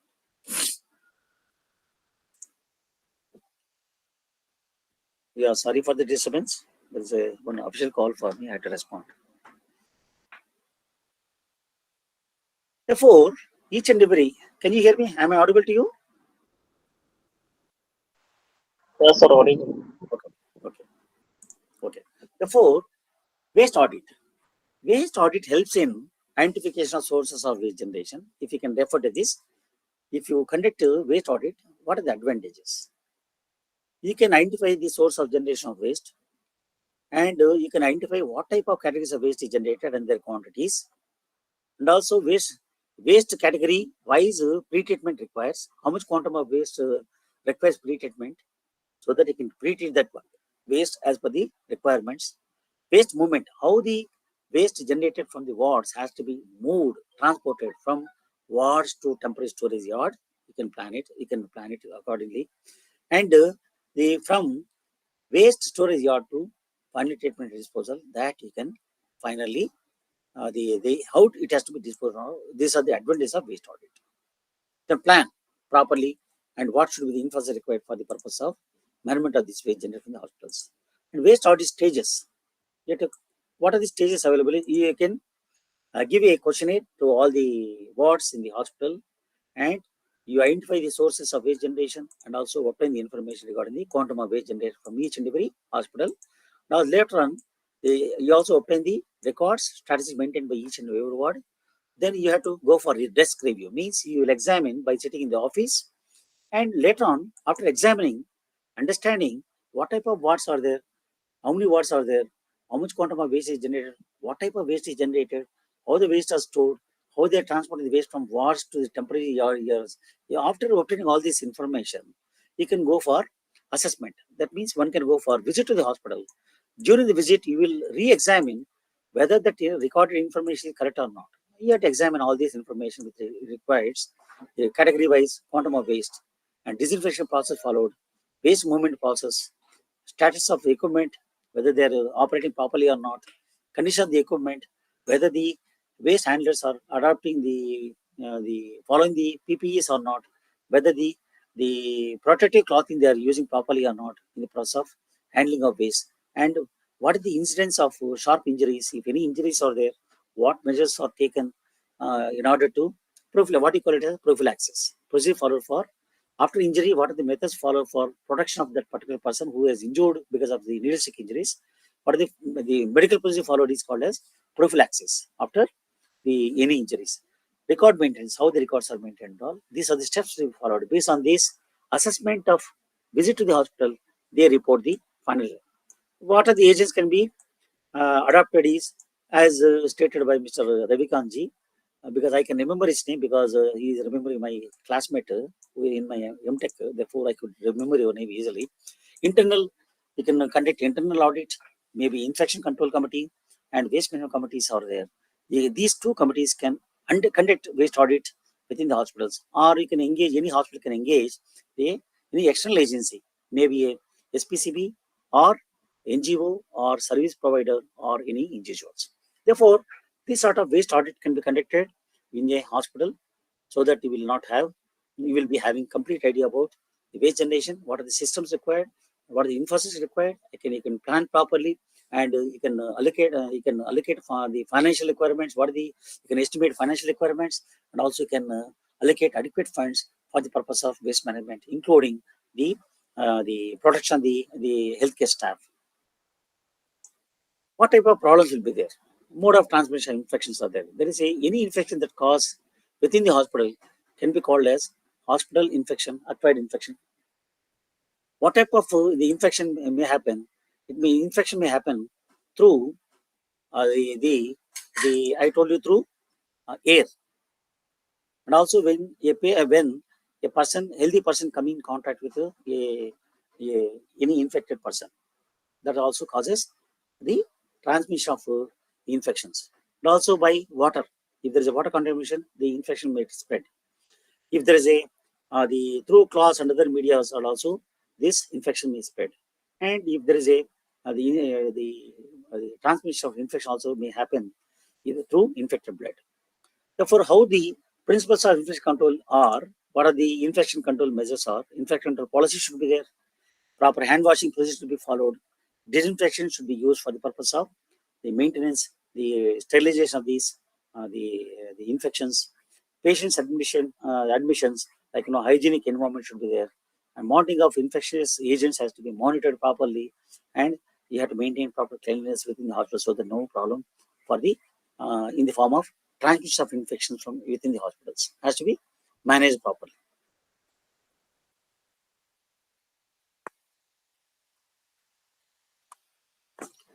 Other side of the activities of hospital infection control program are surveillance of hospital acquired infections, outbreak investigation and control, policy development, which includes hygiene practices to be followed, hand hygiene practices to be followed, housekeeping and biometric waste management practice to be followed, laundry system and food provision to be provided. All these policies should be there in order to have proper the infection control program as a part of infection control program.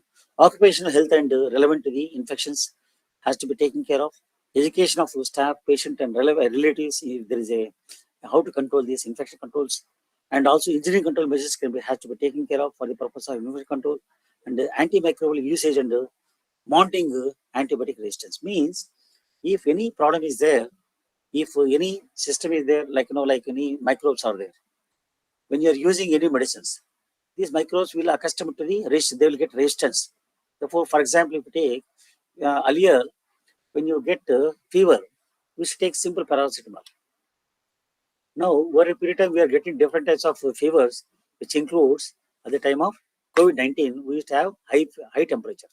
Therefore, now we are taking only Dolo 650. Means paracetamol 650 is working. If you take simple paracetamol, it will not work. Therefore, you have to use Dolo 650. That means paracetamol 650 mg only. Then only you are in a position to recover. That means the resistance is developing for the micro resistance over a period of time. That medicine is not going to work out. Therefore, antimicrobial usage and monitoring antibiotic resistance has to be studied as a part of infection control programs.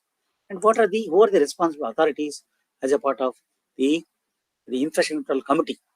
What is their role? If you see, as a part of infection control, we have got various the important the committee members will be hospital director is a part of the infection control committee, and the heads of all major clinical departments in the hospital, nursing superintendent, infection control nurse, director of central supply and sterile department of the particular hospital, chief pharmacist. Another function is as deemed appropriate by the chairman, of course, that is different. Head of maintenance and closing department, chief of infection control team. All these members will be there as a part of the hospital infection control program committee. What is their role? The role of the the Infection Control Committee is to develop a simple, effective, and practical policies. Means the policies which they develop for the purpose of infection control as a part of the hospital should be a practically implementable. Suppose if you prepare some policy which you are not in a position to implement, then they are useless. You can't implement. Means useless. Therefore, practically implementable by the policy has to be developed so that it is effective in implementation, and we have to the committee also have to develop standard operating procedures and supervision of standard operating procedures, professional care, what they are doing and all, whether they are implementing properly or not, has to be supervised. Surveillance of hospital acquired infection means surveillance has to be conducted. Any infection problems are there, or that how the measures have been taken and all. Education and oriented program for all the staff about the infection control. The education has to be given properly so that they train in case of any infection is there, how to take certain measures. Establishing healthcare infection control team and waste management. Therefore, infection control team has to be established by this committee, and the team has to be established, and also waste management committee has to be established the committee properly, so that in order to ensure proper waste management. Management of visitors in isolated circumstances. Of course, this is also part of the infection control committee. Meet every month. This committee has to meet every month and review and evaluate surveillance data and submit the report once in 6 months to the hospital manager, so that the infection control measures, whatever they're taking, has to be applied to the hospital manager so that they will take proper measures. Now, as a part of the biomedical waste management committee, rule says, rule 4 of the biomedical waste rules says that it is the duty of the occupier, means hospitals, if number of beds are more than 30, then the hospital should have one biomedical waste management committee.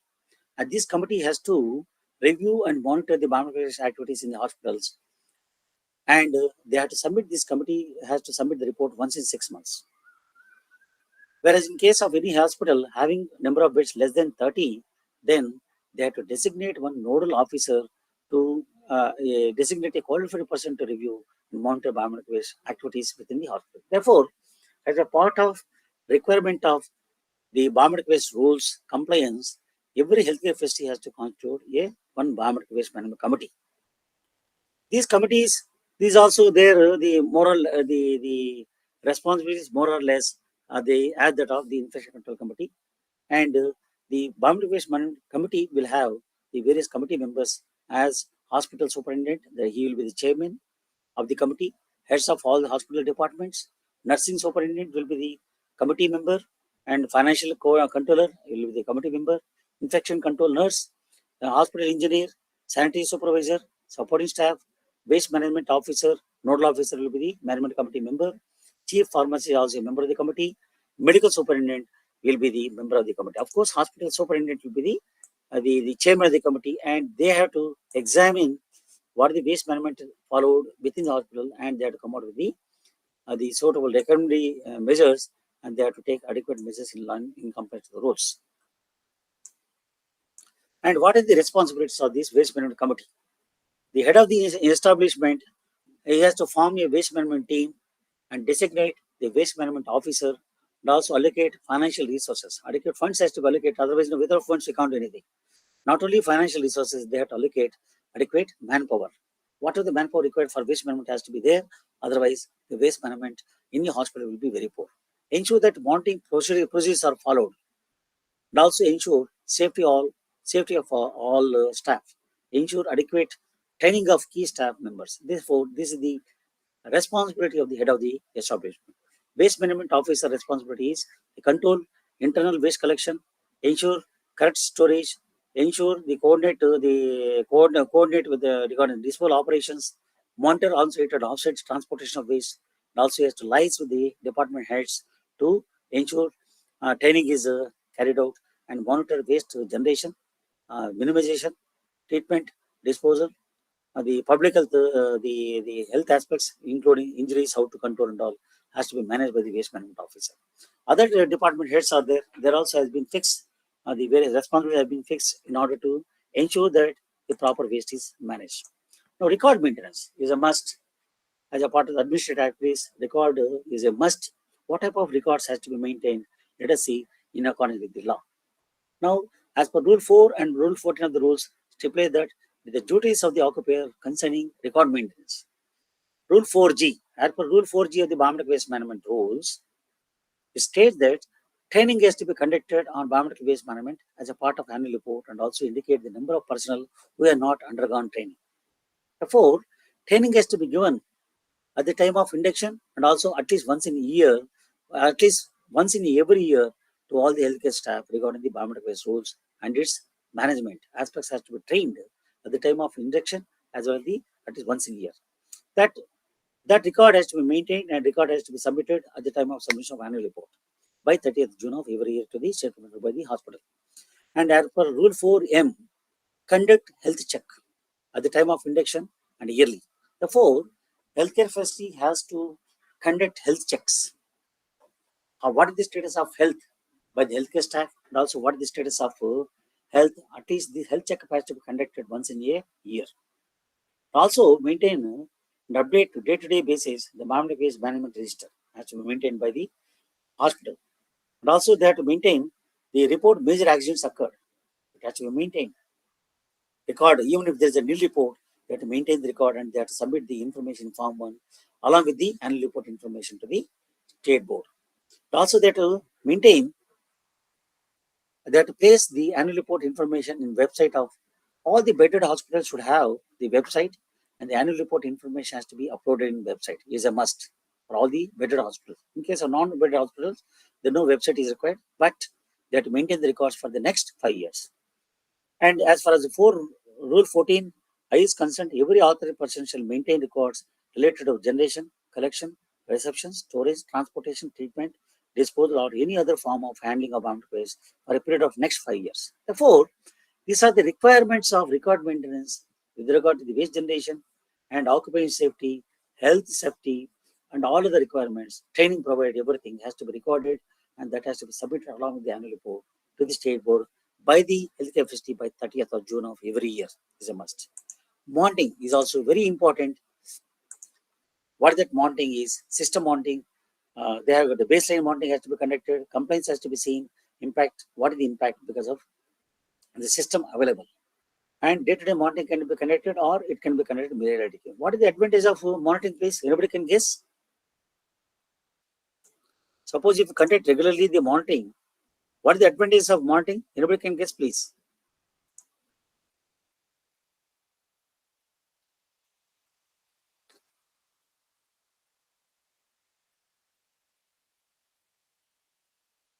Anybody can guess what are the advantages of monitoring?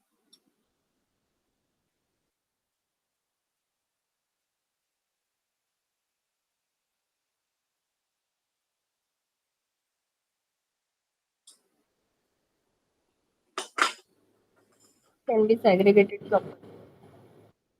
No, suppose if you conduct monitoring, in what way it is be useful for you people?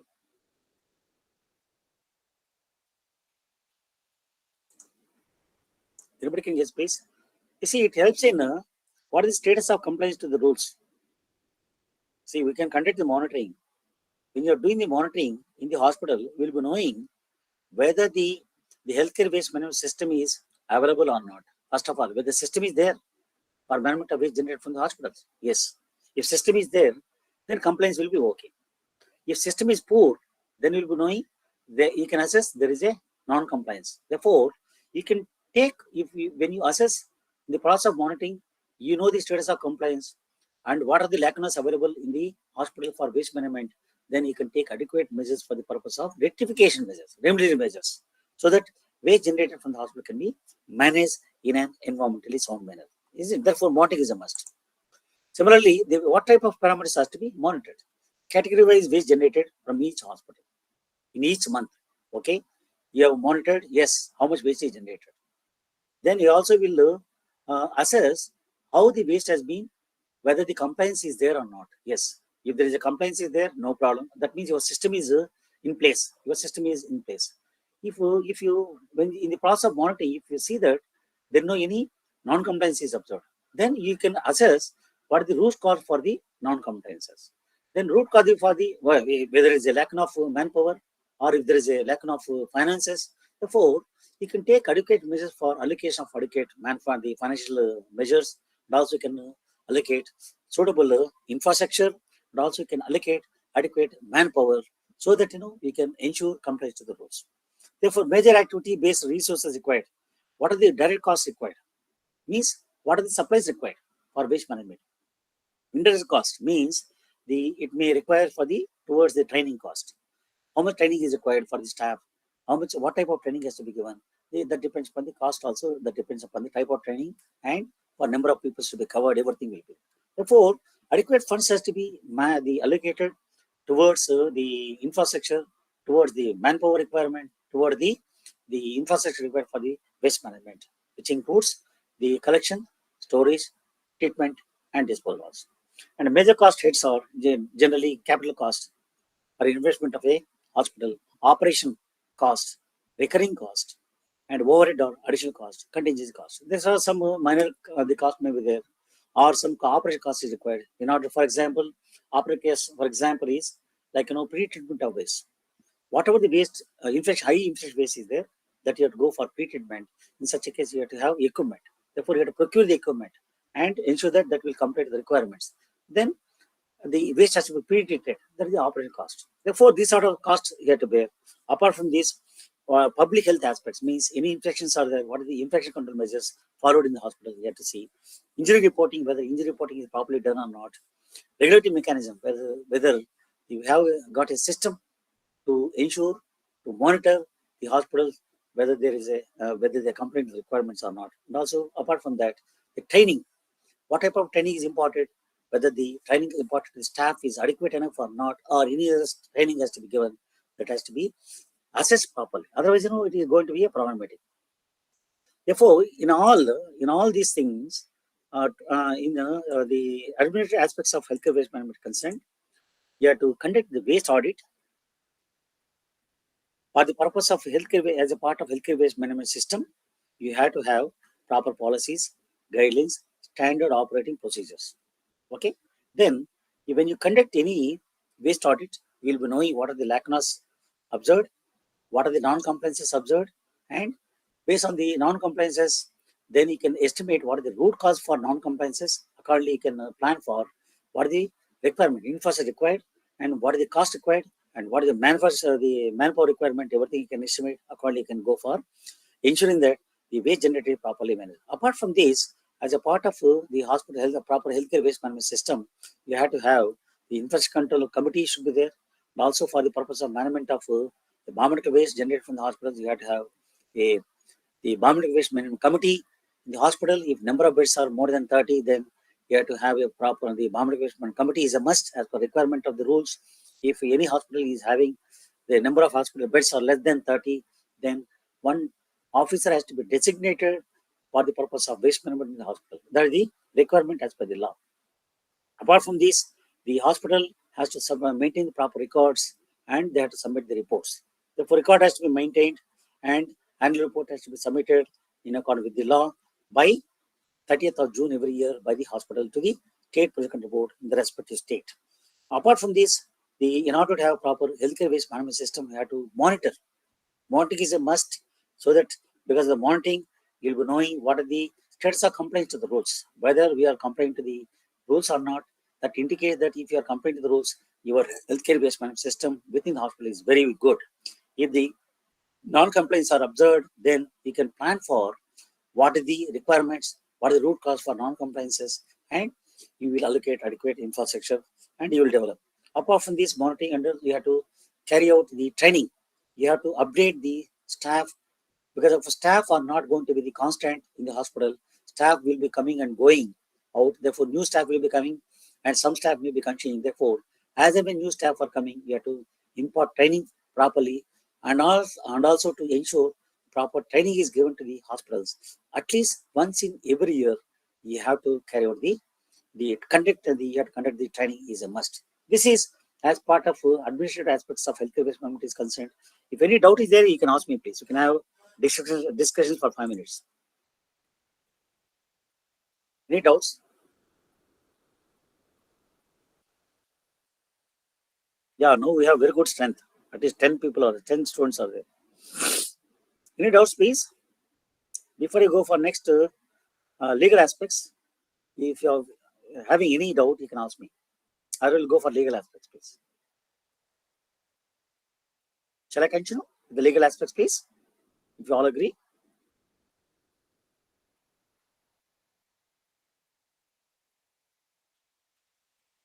Yeah, Ravi Kiran, Yes, can sir. you hear me? Yeah, can you go for next topic on legal aspects, please? Yes, sir. Yes, sir. Any doubts related to No, administrative no, aspects? no Okay. doubt, sir. No doubt. Okay, as far as the legal aspects are concerned, we have to learn what are the various international policies related to waste management. There are the Montreal Protocol. What is this Montreal Protocol meant for? What is the Basel Convention? What is this Basel Convention? It is the international treaty. We call it as international treaty. Means these treaties are adopted by all the countries in the world. The respective government will legally binding to that conventions. Means whatever the policies are there as a part of international policies, the government has to implement at the international level. Therefore, that is the international policies. Stockholm Convention. What is the convention? What it says? What are the policies? What our government has to do? Minamata Convention. What is this? These are the general internal policies related to waste management. It has to be legally binding by the government of India also. That means we also will accept rules to be followed when the issue has to be managed within the country such that it's not going to cause any impact on other country. Therefore, these policies are there in order to ensure they're not going to have any impact on other countries because of our actions in our country. And also, what has to be done, everything has to be indicated, it will be indicated in the, will be there in the conventions or protocols that we have to be legally binding by the government of India. That has to be adopted and that has to be implemented by the government of India so that not going to cause any impact and that we are legally binding. Now, first concern is concerned Montreal Protocol. This is the protocol for production of ozone layer. Anybody can say what is the ozone layer importance? I think so. In the first topic itself, the first day, Madam was talking on 6th, I think so, when the program started. First day itself, Madam has talked about the environment and its impact. At that time, Madam would have covered this aspect, please. Definitely, I know. Anybody can guess what is the importance of ozone layer? It will prevent the entrance of UV radiation, sir. Yeah, it will. You see, you can observe in this picture, the earth surface, over the earth surface is the environment, and we have got around 450 kilometers above the height, there is a layer called ozone layer. This is the ozone layer. This layer will help us in production of the UV rays that is coming directly from the sun. It allows only the rays which are not harmful to the humankind or animals on the earth. Therefore, this helps in production of unwanted the rays from sun, which is emitting from the sun, and that is not going to cause any impact. But because of the pollutional impact, the layer which is there available here as a protective layer, it is going to have some problem.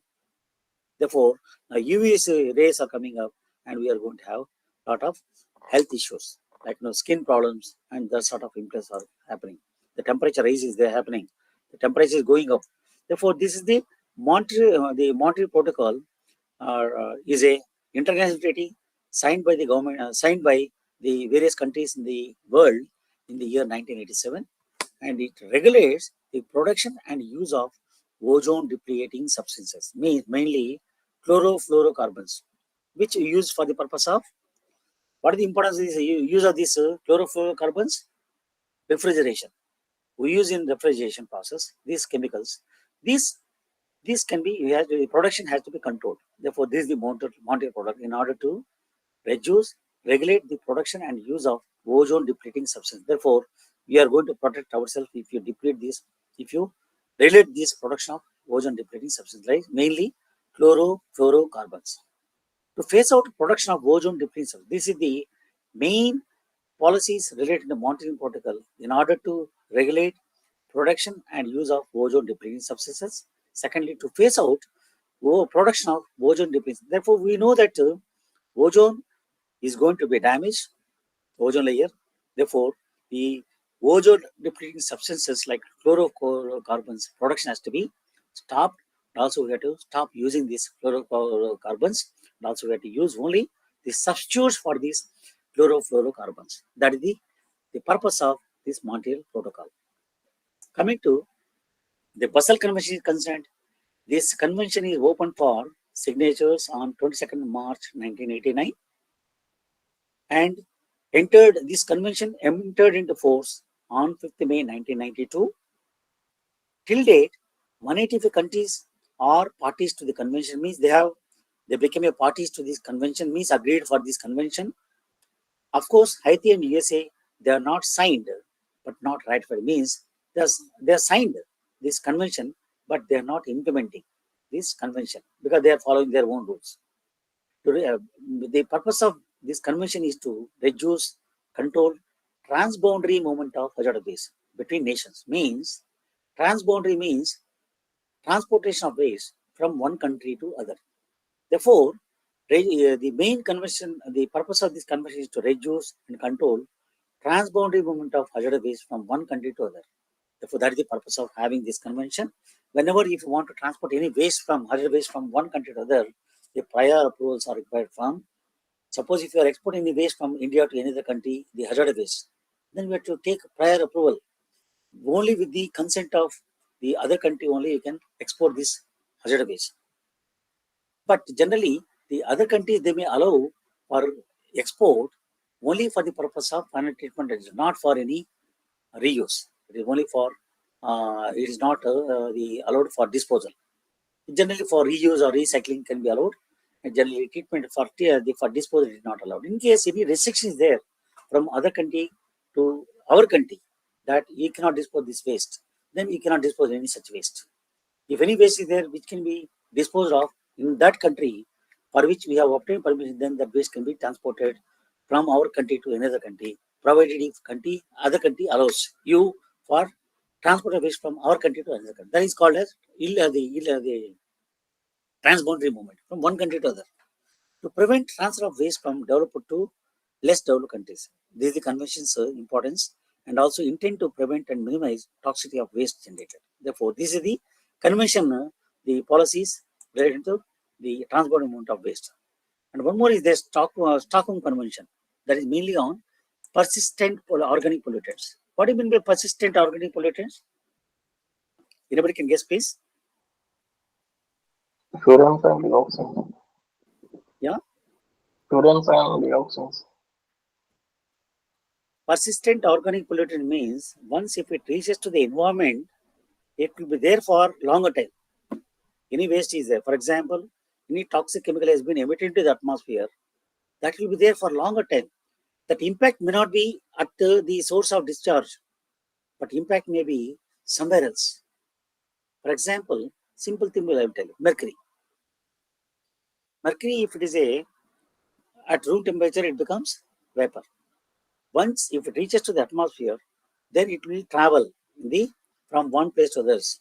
If there is a rainfall, then if any atmosphere containing mercury is there, vapors, then through rainfall it will fall onto the surface. Therefore, it will be transported from one place to others. It may be a longer distance or shorter distance, depending upon the environmental conditions that may reach back into the cycle, food chain.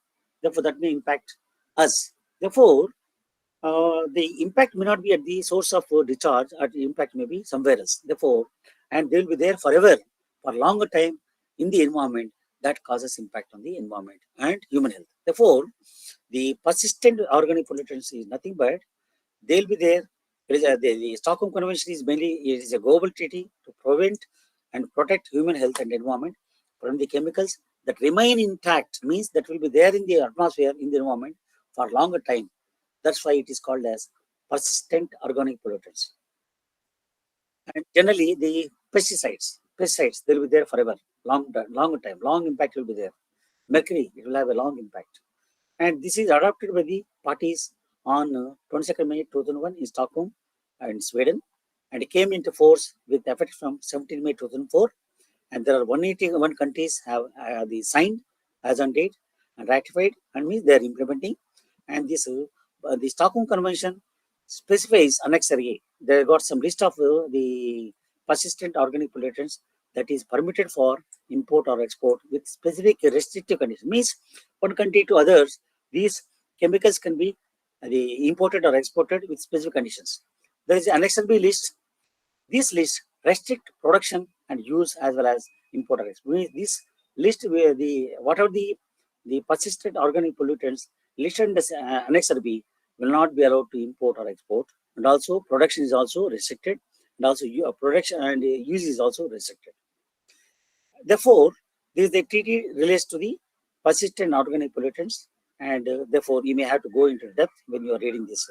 Of course, India has signed this the convention, the Stockholm Convention, in May 2002 and ratified in 2006, and we are implementing the Stockholm Convention policies.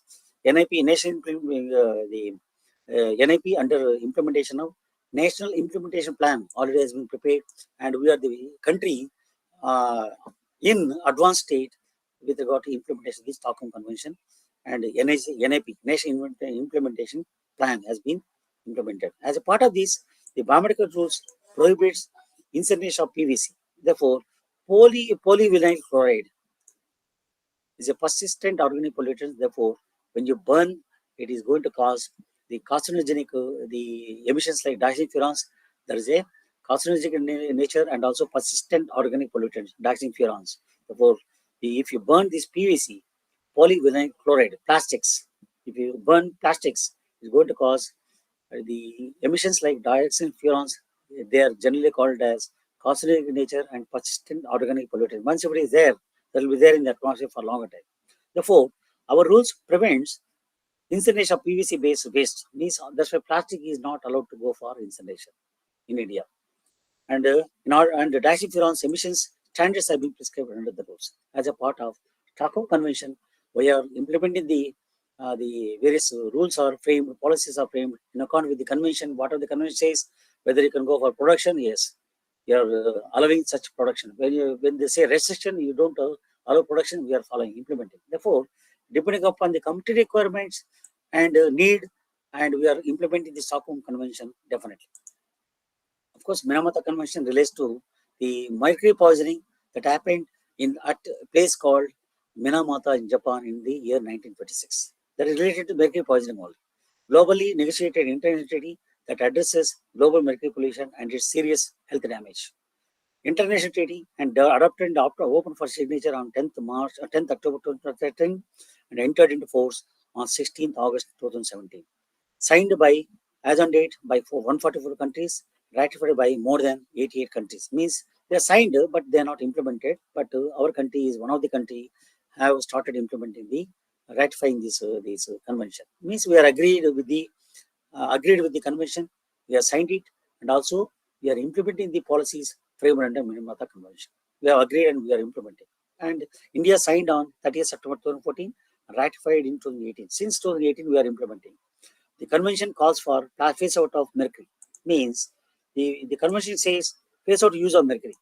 Therefore, most of the hospitals we are encouraging to use mercury-free the instruments like thermometers and BP apparatus. We are saying that not to go for mercury-based instruments, go for digital the instruments for the measurement of temperature and BP in hospitals. Generally, we are encouraging them to go for mercury-free thermometers and mercury-free the BP apparatus.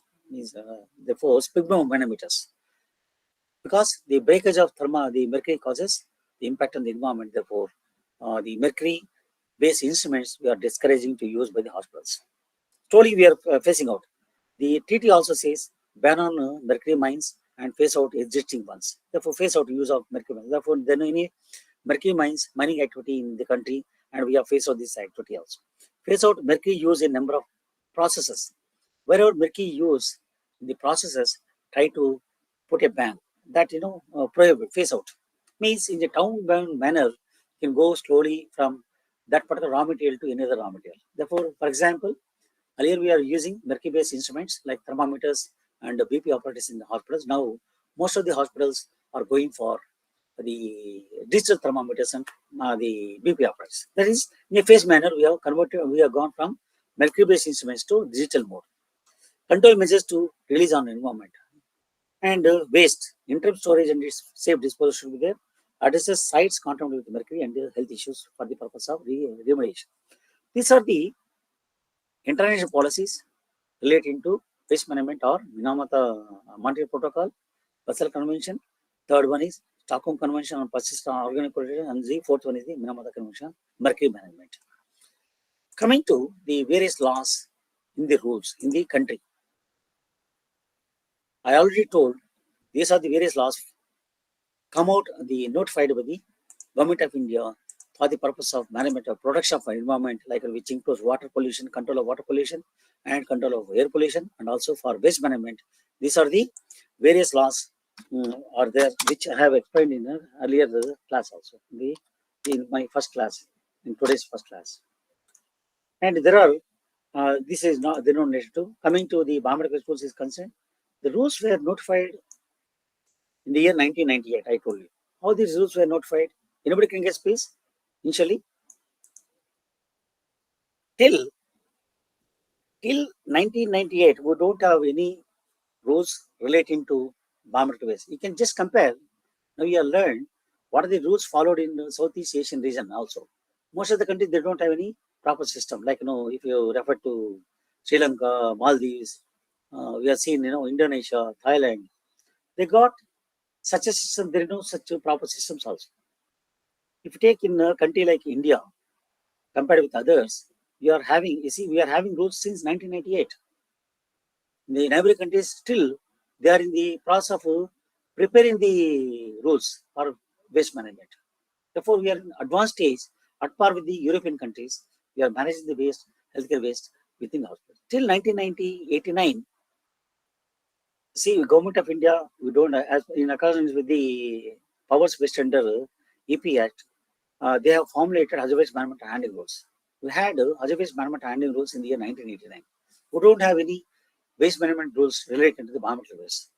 In the year, I told you in the earlier that in the year what happened, one case was filed by Dr. B.L. Vadera in the year 1995. The Honorable Supreme Court has considered the writ petition and passed order in the year 1996 that 15 more bedded hospitals should have. I'm sorry, it is 30 actually. It is 13 more bedded hospital. It is 50 is 15 more bedded hospitals. What they have suggested is 15 more bedded hospitals should have the incinerations, treatment systems. Then, Government of India come out with uniform, in order to have uniformity in all over the country. Government of India framed rules that were notified as a draft in the year 1996, and finally, after in consultation with all the stakeholders, the draft rules framed in the year 1996 were notified in the year 1998. You see, it has taken 2 years' time in order to evolve the environmental waste rules. Since 1996, subsequently the Honorable Supreme Court order, the rules were drafted, then it was notified as a draft, and public opinion has been sought. Generally, about 535 days time can be given, should be given by the Government of India for seeking public opinion. Almost all more than 1.5 years. 1.5 year time has to be given from the public seeking comment. No, I'm sorry, not any law is framed, draft is formed, they give time of 90 days. Seeking time the comments from the public. Then after 90 days, they all examine these comments received. They constitute a committee. The committee will review all the comments and subsequently what they do is they will finally notify under the rules within 565 days. That's the time limit now. Earlier it was 1 year.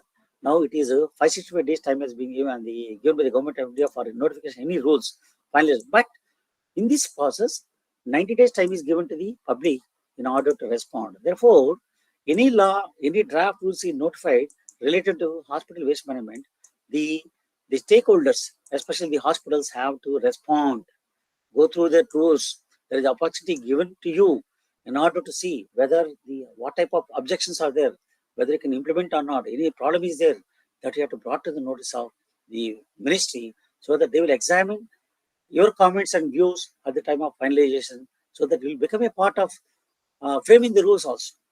you should become a part of framing the rules by providing your inputs to the ministry when they are finalizing these draft rules, and they will examine all the comments and they will try to come out with the final rules. Therefore, within 535, the 65 days, they have to notify this the draft rules.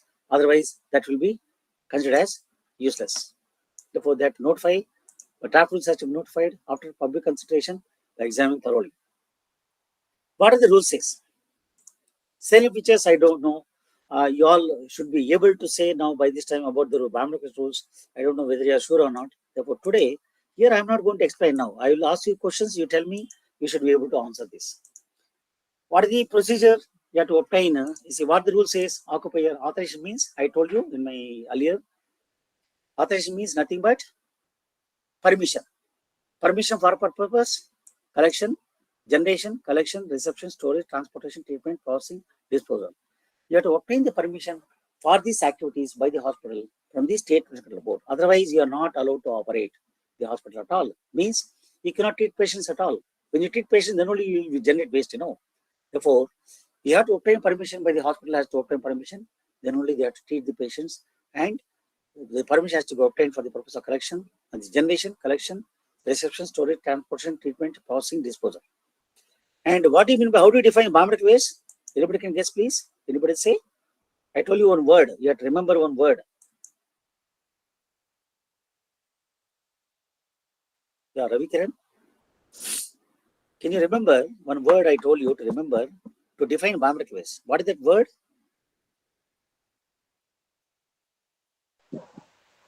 Diagnostic purpose and No. I told you to remember one word so that you can define easily. Dirts. You remember one word? Dirts. DIRTS means waste generated from the dialysis process or waste generated from the treatment of the immunization, the treatment of immunization of human beings or animals. And R is research activities, waste generated from research activities. T is the treatment of human beings or animals. And S is the waste referred into circular one.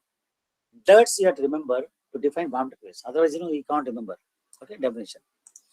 And occupier means hospital. Hospital is called as occupier. And duties of the occupier is to take all necessary steps as per rules. It is the duty of the hospital. And you have to say the hospital has to ensure that segregation of waste at source as per color coding. No secondary handling means you cannot transfer waste from one bag to others. No secondary handling. Pre-treat the waste like infectious waste like laboratory, microbiology waste, blood samples and blood bags. These are the 4 types of waste requires pre-treatment. Also, the rules also says it is the duty of the hospital to ensure that phase out use of chlorinated plastic bags. If you use chlorinated plastic bags, it will go for incineration that is going to cause emissions, toxic emissions like dioxin furans. Therefore, that use phase out use of chlorinated plastics. To provide training to all the healthcare staff. And also maintain records, and the cost has to be maintained for a period of next 5 years. And also immunize all the healthcare workers. Establish barcode system. What is the purpose of barcode system? For the bag. Anybody can guess, please?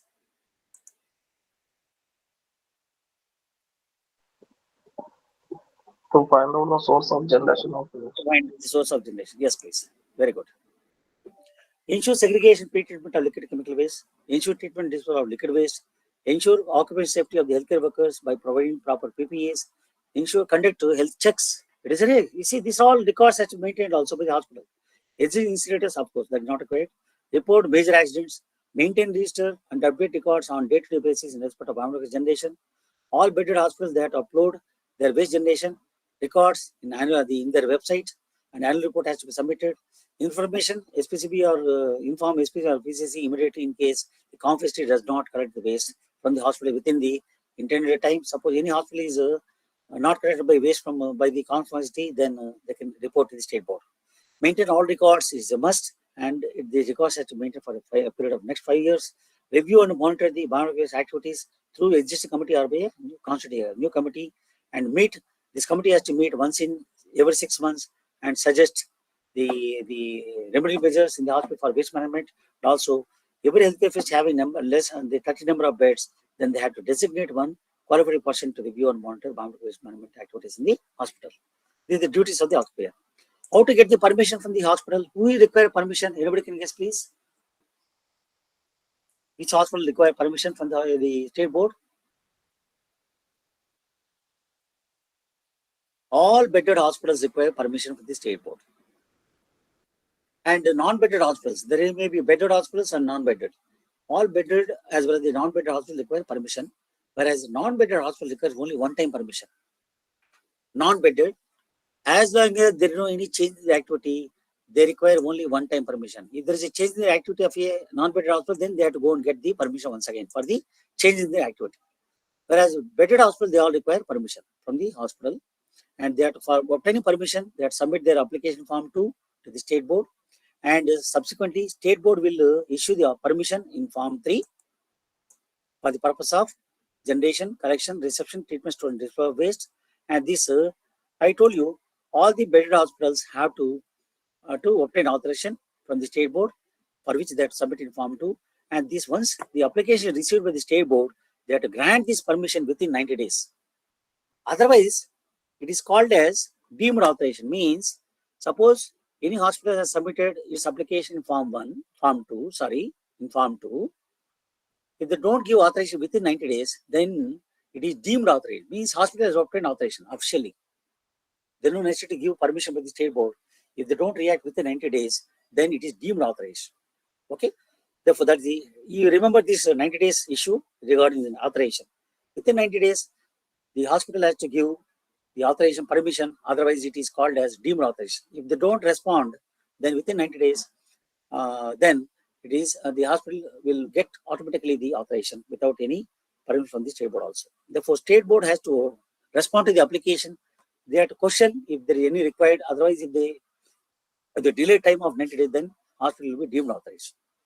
That is the issue related to the authorization.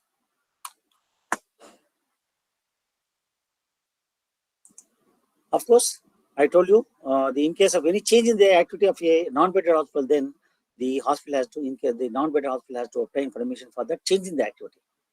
Therefore, simple procedure is you have to submit your application.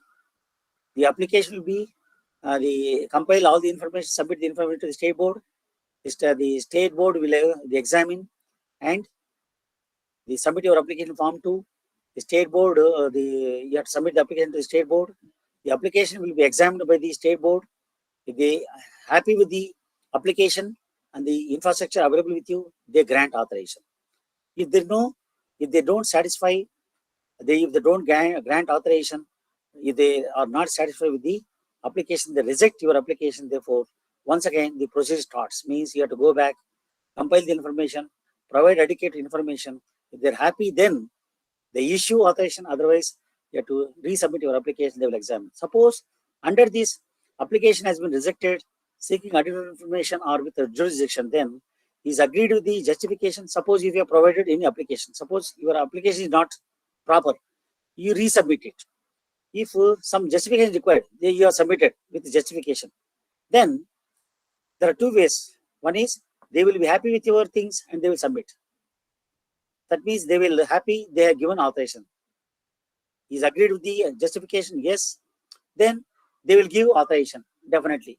Suppose if state board has not accepted your application, they are not given granted authorization, of course, you will be deemed authorized. But if they have issued any directions, though you have submitted your application, sometimes they have issued direction that you have not submitted your application, you are not obtained authorization, you don't have any system for waste management and all, then you can prove yourself that you can go for appeal. In such a case, you go for appeal and go to the secretary of the respective state government, appeal your application in form 5, submit your application, then that will be examined. You will get the issue will be resolved. Annual report submission. The state board, every healthcare facility has to submit annual report by what day? Please kindly remember this date, by 30th of June every year. And in turn, subsequently, the state boards will compile this information. They will submit to CPCB by 30th of July. CPCB has to compile and we have to submit this information to the ministry by 30th of August.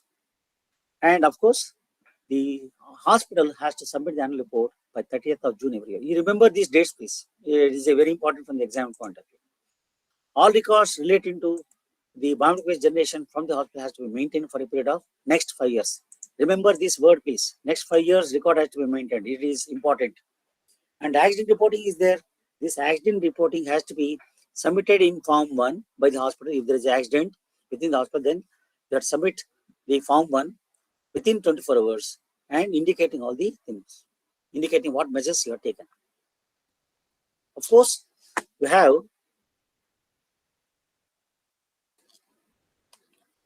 the requirements is there, which includes monitoring. Who will be monitoring all these the healthcare facilities? I told you, the Ministry of Environment Forest will have the review of implementation of the rules once in a year. CPCB will be monitoring all the armed force healthcare establishments under the Ministry of Defense, and every state government or union territory is responsible for monitoring compliance to the rules by the hospitals or facilities. Of course, state government has to constitute district level monitoring committees and advisory committees also. These advisory committees and the monitoring committees, they will review the advisory committee. They constitute the advisory committee has to be constituted by the state government. They will be reviewing at the state level, whereas the district level committee, monitoring committee, they will monitor the waste management activities within the respective district, and they will submit the report within once in every 6 months.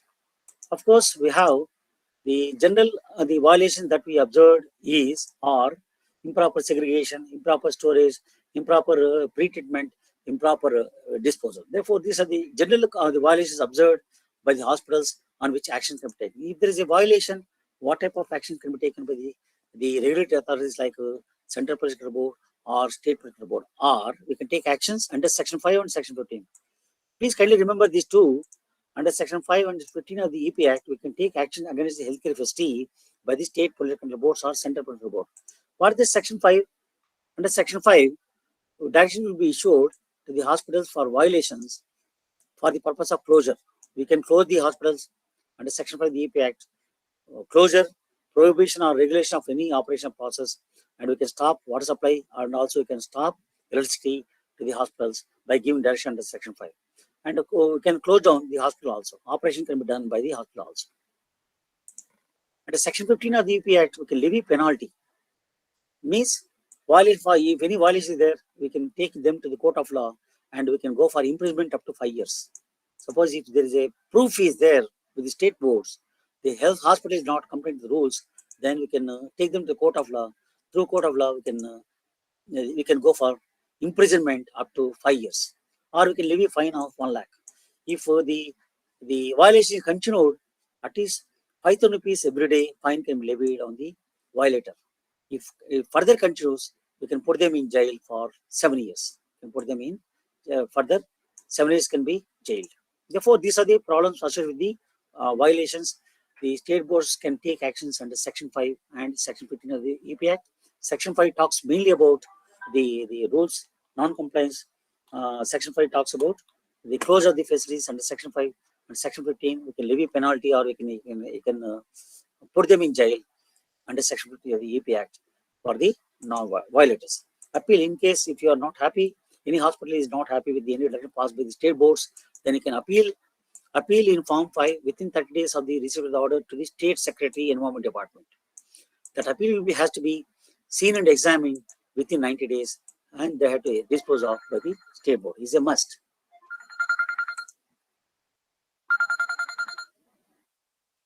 And these are the forms you have to submit by the hospital. In Form 1, accident reporting. Form 2, obtaining application and the permission for by the hospital from the state board. And Form 3, state board will issue the permission to the hospital or conference operator for waste management. And the Form 4 is annual report submission to the Form 4 is the annual report to be submitted by the hospital to the state regulatory authority by 30th of June every year. Form 5, in case of you want to make appeal, you can make appeal in Form 5. These are related to the legal aspects of the waste management. 1 minute, 5 minutes. Therefore, these are the legal aspects related to the waste management in the hospital by the healthcare facility. And if you are having any doubt, please kindly you can have a discussion for 5 minutes, please. Okay. Any doubts, please? Otherwise, you can close down the session, please. Any doubts?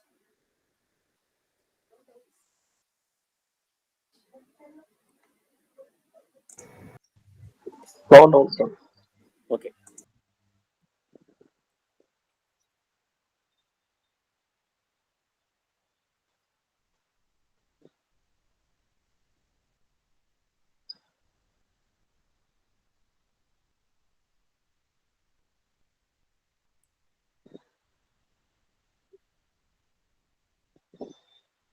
Thank you. Thank you, Dr. Chandrababu. Thank you very much for your nice presentation. So students, we should close the session today, and the next session will be held on 28th. So please remember, same 3 to 5 p.m. we have another session. Please join. Thank you.